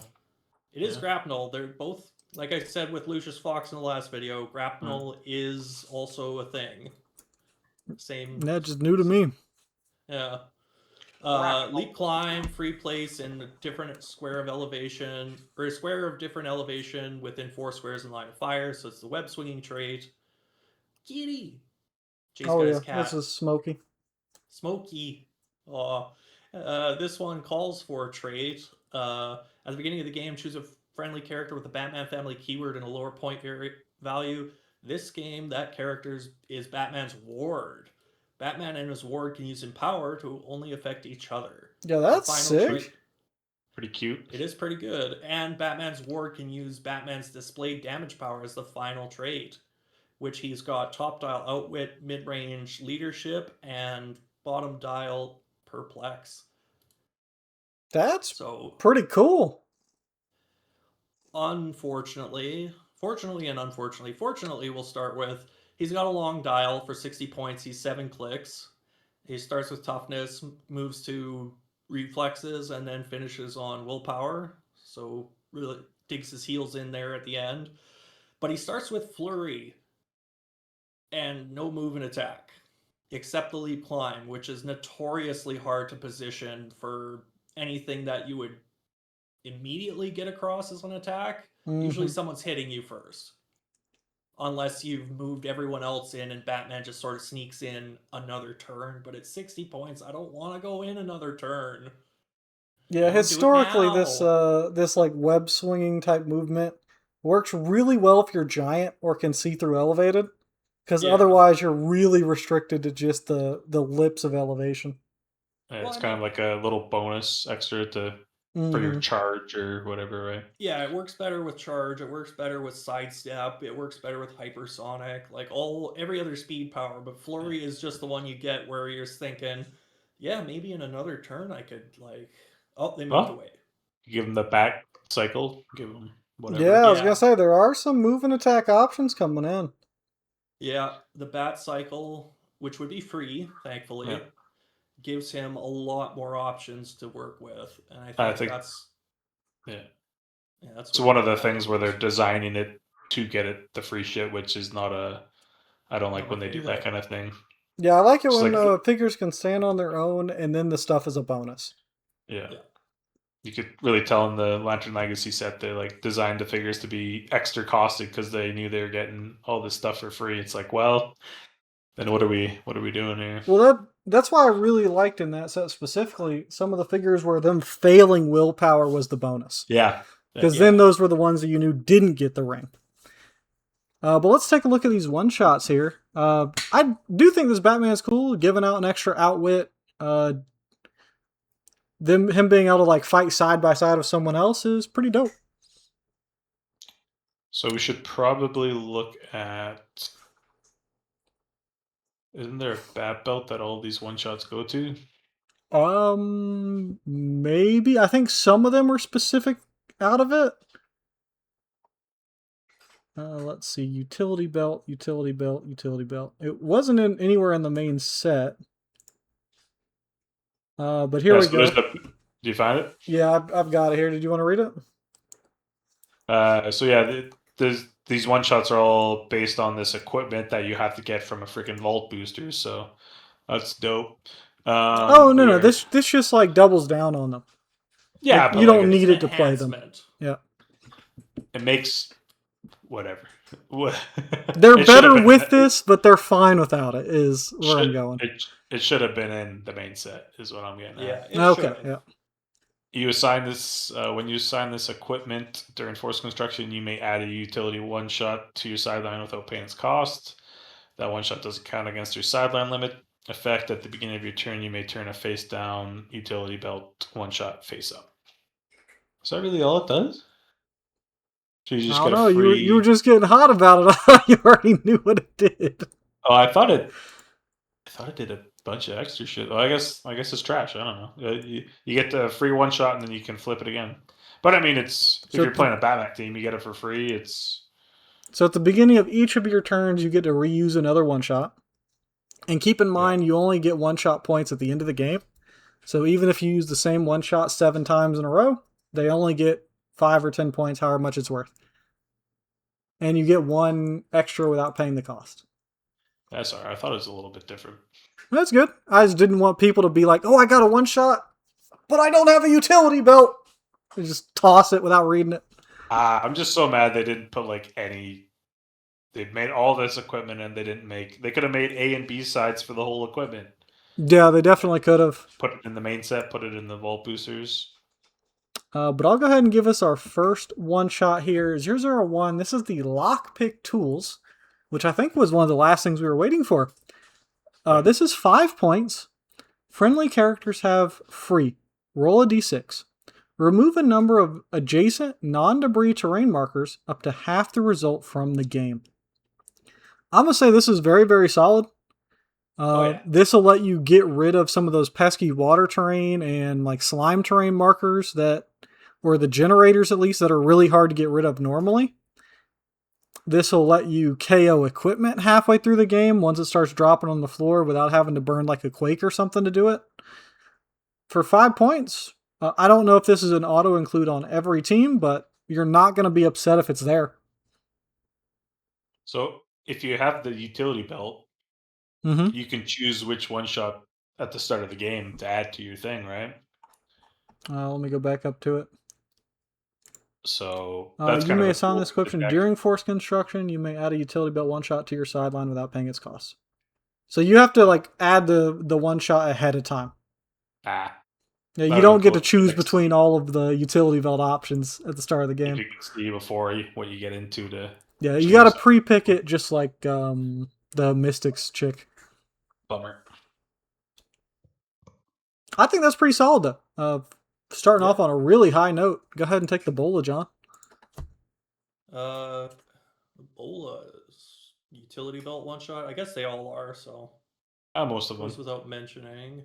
When a friendly character hits with a range attack, you may have each hit character gain a mobile to your next turn. That's not bad. That's pretty good.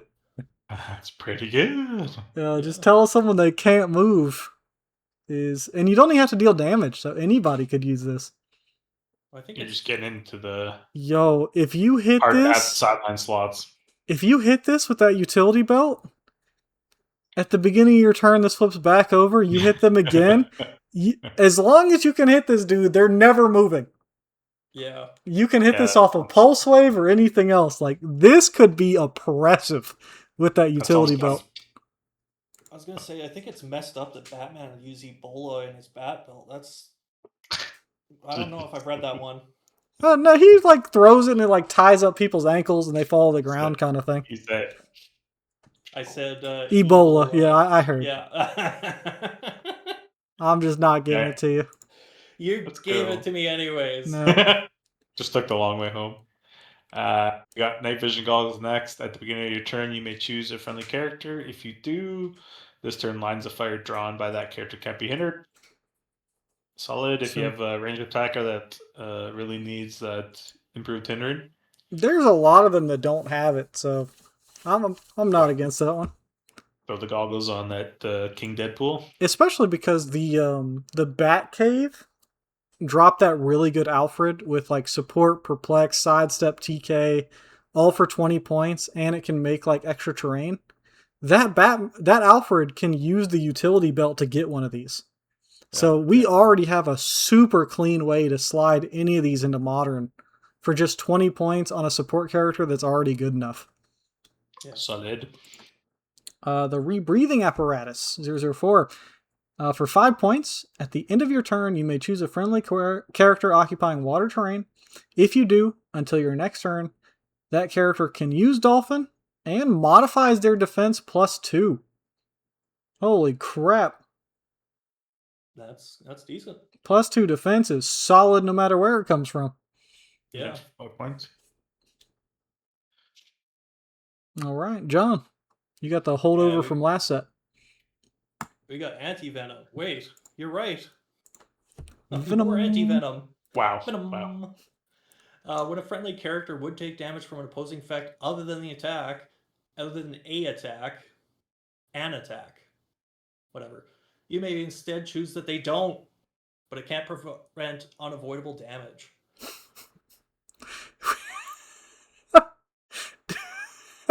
Do we have another 5-point you can't hurt me one shot?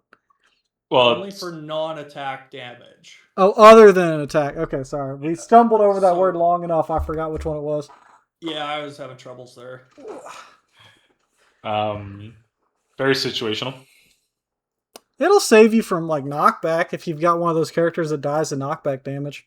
Sweet, you taking up a sideline slot for that? I mean, if I get to redo it every turn, maybe.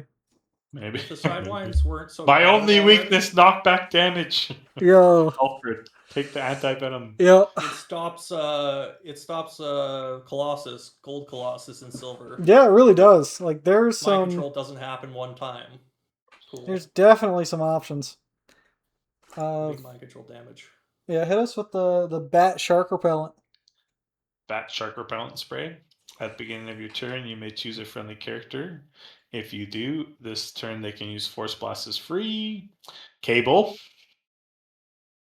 Mm-hmm. Solid. And when they knock back characters with Dolphin, any knockback damage is penetrating. Like that. That is actually Cable. Nasty with Cable. Yeah. Let me just your, double Pulse Wave and then another knockback on top. And your Animal Man? Okay, it's penetrating knockback. Yeah. That and yeah. Cable does 3 damage with it and hits everyone next to the person you targeted too. You might just wipe a team dropping this on a Cable sideline here. Yeah. Oh Cable my with the shark spray. goodness. Maybe Cable has to use his Force Blast, maybe? I hope so, because otherwise that's disgusting. We've got Take the Shot. I'm not sure why this is in the utility belt. When a friendly character... Oh, it's not. This one is not a utility belt one-shot. When a friendly character with the assassin keyword attacks, you may re-roll the attack. If you do, you may choose that attack can't be re-rolled again. That's really solid for assassins. I got a better assassin power for doing exactly that. You mean Eternity? Yes, it's Yeah, Eternity. get You know out me of too here. well. You absolute cheeser. Hey, you play your Eternity against my Aganarak and you give me all the keywords I need. Yep. It would happen anyways. Alright, Eternity. Tell us how he's the king of Kung Fu. Well, when a friendly character with a martial artist rolls an attack, close attack, you may reroll the attack. If you do, they can use exploit weakness this attack. Okay, we are cooking with these one-shots. So kind of A cool. lot of probs. Piece attack, yeah. Yeah. Nice to pull in this set. There's a lot of martial artists who could use a prob here and Absolutely. there. That's one of the things I didn't like about the one-shots in the Strange Tale set, is that half of them didn't feel like they did anything. Yeah. And it was really tough telling like a new player that was like, what about this one? And it like creates the flames under people, and I'm like, Flame Markers of Fatum! yeah, don't Just it doesn't put a do marker anything. down. Yep. Alright, this me? Yep. I kind of mistake the shot. I was looking at Cable. I think Cable doesn't because it's Force Blast period, and then it says when he uses it. Yeah, so he's got to use his own to do the Yeah. AoE one. Dream Dead. You could still double tap one person though. Yeah. Helicopter Extraction. This one's sick. When a friendly character takes damage from an opposing effect after resolutions, you may roll a d6 and half the result. Place that character up to that many squares away from their current square. Then they heal that many clicks. Now, I am very glad this one is not a utility belt one shot, because this is what I would get Alfred 100% of the time. Yeah. For 10 points, I imagine this might get a little bit less play than the rest of them, but after rotation, when Fortify's gone, when a lot of like your defensive go-tos aren't there anymore, this definitely has spots. It's nice, a little different, right? It gives you a placement on top of it. And they still get hit, so it's not even like you just completely don't get touched at all. Yeah. So it doesn't feel near as bad. Bracelet Deflection. When a friendly character would be hit, you may roll a d6. If the result is greater than the attacker's printed damage value, that character evades the attack. If they have the Amazon keyword, increase the result by +1. Solid. Yeah. Good. It's balanced too. 5 points, but you get to roll high, get out of an attack. Yep, and I'm pretty sure since this is a one-shot and not attached to a character, this is you rolling the d6, like as the player. So if you have a character like Agenrak that's like +1 all d6, I don't think that would apply here. Yeah, I don't think Oh, so. yeah. Because I don't think it's the character doing it. Okay. Next up, we have Titans Go, one shot. Friendly characters can use charge. When they do, they have one passenger, and they may carry a character with the Teen Titans keyword. And if they carry a character with the Teen Titans keyword, that character may still be given a costed action after being carried for 10 points. We've got very specific Practice teamwork. Teamwork, or more charge for anybody you got. Charge is nice, yeah. When, Well, 'cause but we have it's- charge. It's Go practice teamwork, right. but only on this charge. Yeah. But this also just gives charge to Yeah. all friendly characters, which is Yeah. fantastic. So does Yeah. whatchamacallit though, Unstoppable. It does, Charge but that's is- now unstoppable plus practice teamwork in like two separate one shots. So Yeah. I kind of like the space they're playing with. If it's Teen Titans. It's very thematic, you know, like... Well, you I don't would- need them to be Teen Titans for the charge thing. But No, in that it's case, just you would to just get use the- the other one. Yeah. For the practice Yeah. teamwork, right? It's kind of like a meld between a couple one shots. Yeah, It's because you fun. can definitely I like these- charge carry one. I like these specific ones though. I do too. I think this is how I like them encouraging theme teams. Yeah. of leaning into the team ability and then also one-shots like this. All right. Next one, we got Force of Fur. At the beginning of your turn, you may choose that this turn a friendly character with the animal keyword can use Force Blast and can knock back characters larger than themselves. That's Could be good on pretty solid. Could be good on like a little pulse wave animal. Mm-hmm. There's a couple of really good animals lately. Yeah. Not a bad keyword. The Hell Cow, given the Hell Cow's knockback. Yeah, there you go. I'll do Burgle here for 5 points. At the beginning of your turn, you may choose a friendly character and an opposing equipment. Until your next turn, that character can use the effect of that equipment, and other characters can't use the effect that equipment's effect.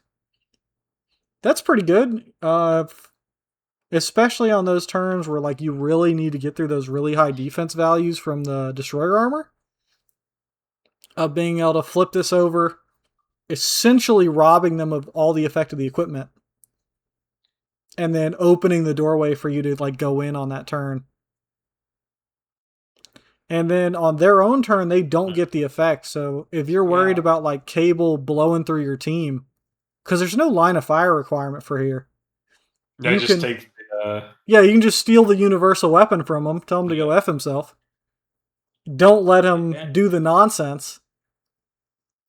Yeah. And then you're just good. So 5 points, you just saved your whole team from just getting blasted. Yeah, this might be the best one we've had in this set.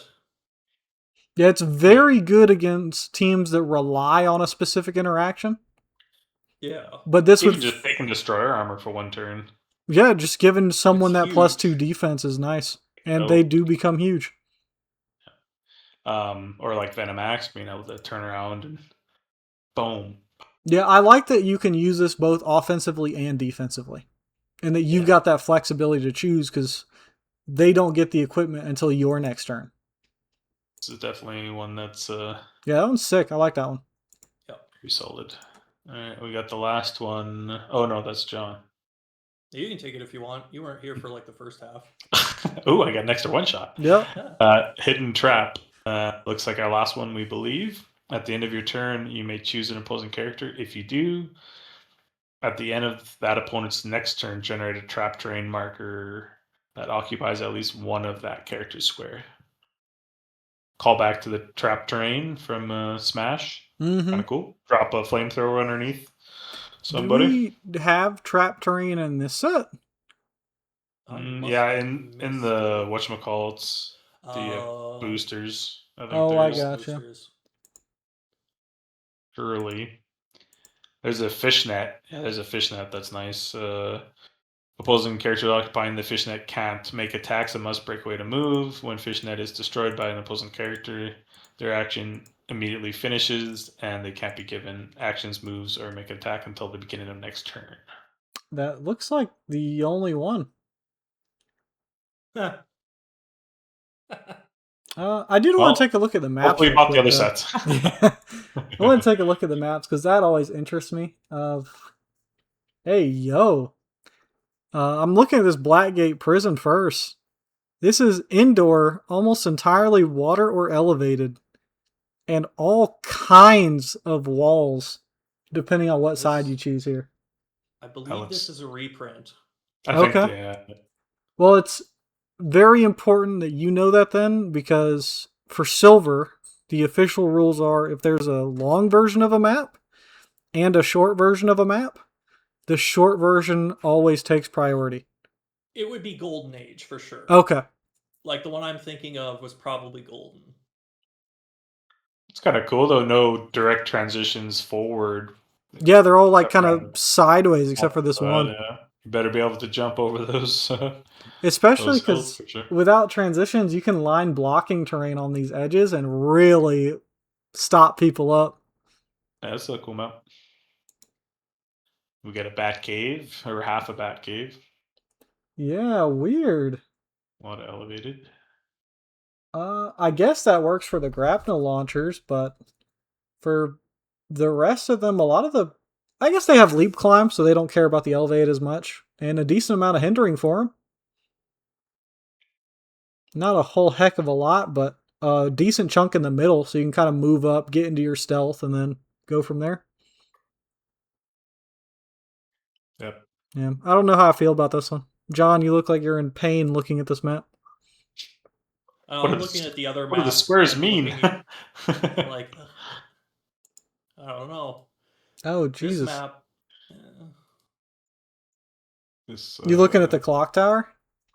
I'm looking at the clock tower and then the dockside amusement park. I'm just looking at everything now. Huh. Jumping the line. I'm jumping. That's a Yo, lot of blocking on that one. a lot of random blocking, and your TK lines are horrible. Yeah. There's one side of this map that's good to have TK on, and the rest are just super awkward. With the dockside? The clock tower. Oh, clock tower too, eh? Yeah, there's only like 2 really good spots to like TK in and out. And not a lot of hindering on that for your bat family. Oh my goodness, this dockside looks like an abstractionist painting. Yeah, I remember this map as full size. Wait a minute, is this Barbara's clock tower? Like for Oracle? Like this is where she does her thing? Maybe. Isn't the dockside where she had her run-in with the Joker? No, that was her apartment. Okay. Yeah. He came to her door. I was about to say, please don't put both of those on the same other sides of the same map. That is And then vile. Yeah, that is vile. Oracle. Knock knock. Open up the door. Let's move on before that gets bad. It is cool that they made Oracle a patron. Yeah, I think that works really well. Set, though. No, I think she's only in the play at home. Oh, play at home. Yeah, because she's like, you can't see her from outside the box, but like she's in the box. Yeah. Can use another way to get improved hindering and then modify +1 attack. Yeah. Yo, this dockside is crazy looking. And it looks I didn't like it back then. Part of it's indoor. Oh, there's like 2 indoor buildings. Yeah. That are separated, and the rest are outdoor. Yeah, it looks like a J map. I am not looking forward to explaining to someone how them being able to see over blocking from outdoor doesn't help them shoot indoors on the same map. But that's all right. And when they place their barrier square, like one's like in the outdoor square that you can see over. Yeah, exactly. Makes it a bit tricky. Yeah, that's a weird one. But was there anything you guys wanted to talk about before we wrapped it up? Because we've hit all the characters now. We've got all the primes. We've done all the one-shots. Yeah, what are you guys most excited for? Hopefully getting some damn equipment from these boosters, but... I'm most excited for the things we didn't talk about, which are in the vault boosters. Okay, like which one? Which one are you most excited for? I love Flurry on the Pegasus. I can't get enough of more damage, more attacks out of my characters for less points. Flight, reflexes. Extra speed for when you don't care about Flurry. Like I think getting the bat cycles back is also pretty awesome. Like the motorcycle, the bat cycle. You already There's one of them that gives freaking +3 speed. Yeah. Crazy. Where's that? What the red motorcycle.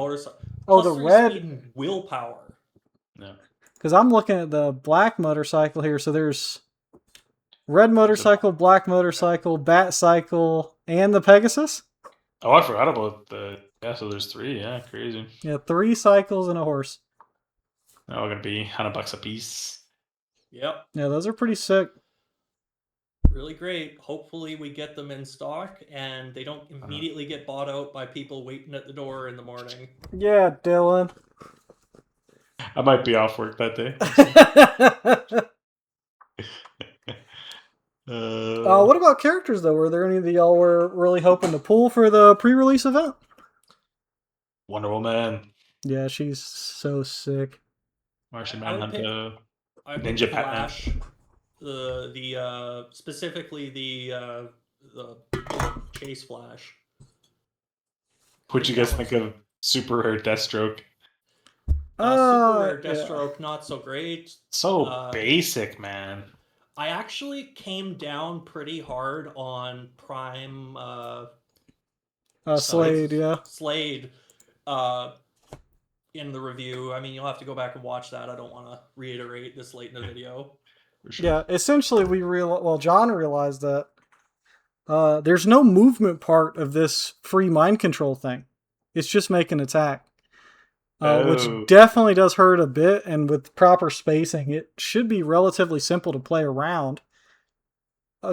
Assuming you see it coming and your team doesn't require being on top of each other. Yeah. Which brought down John quite a bit from it. Yeah. But I gave him my 50-point tech to do his thing every single turn with the common rogue from X97, where she could just give him 2 action tokens and take his defense powers. And then every single turn after the first turn, you can just take a power, then roll willpower and leadership to try to get the token off. So there's definitely some cook there, but I imagine silver is going to be a much more dangerous place for that particular prime. Well, you could just get unlucky and be against a force that has one big close attacker and he's not next to any of his guys. So like, kind of. Yeah. But I imagine if you get a mind control and kill a support piece, like that's probably your average use case. Yeah. Yeah. But you could just get unlucky and just get porked on it. Yep.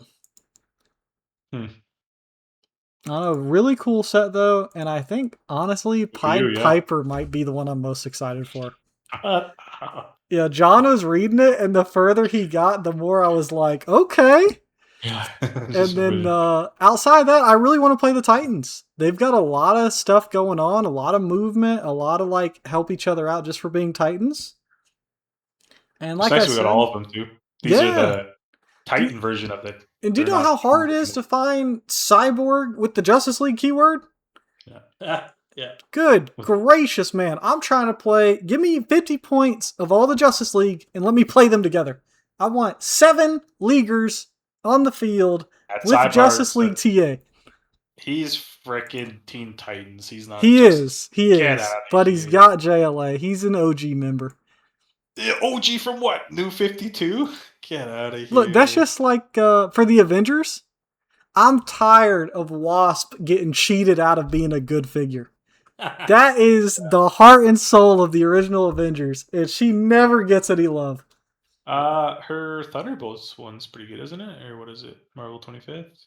I have not seen any of the new ones. Y'all know that I avoid those to do these. The Infinity set had your probably best Wasps. The Avengers Affinity had your best Wasps. Even one with the heart and soul of the Avengers traded.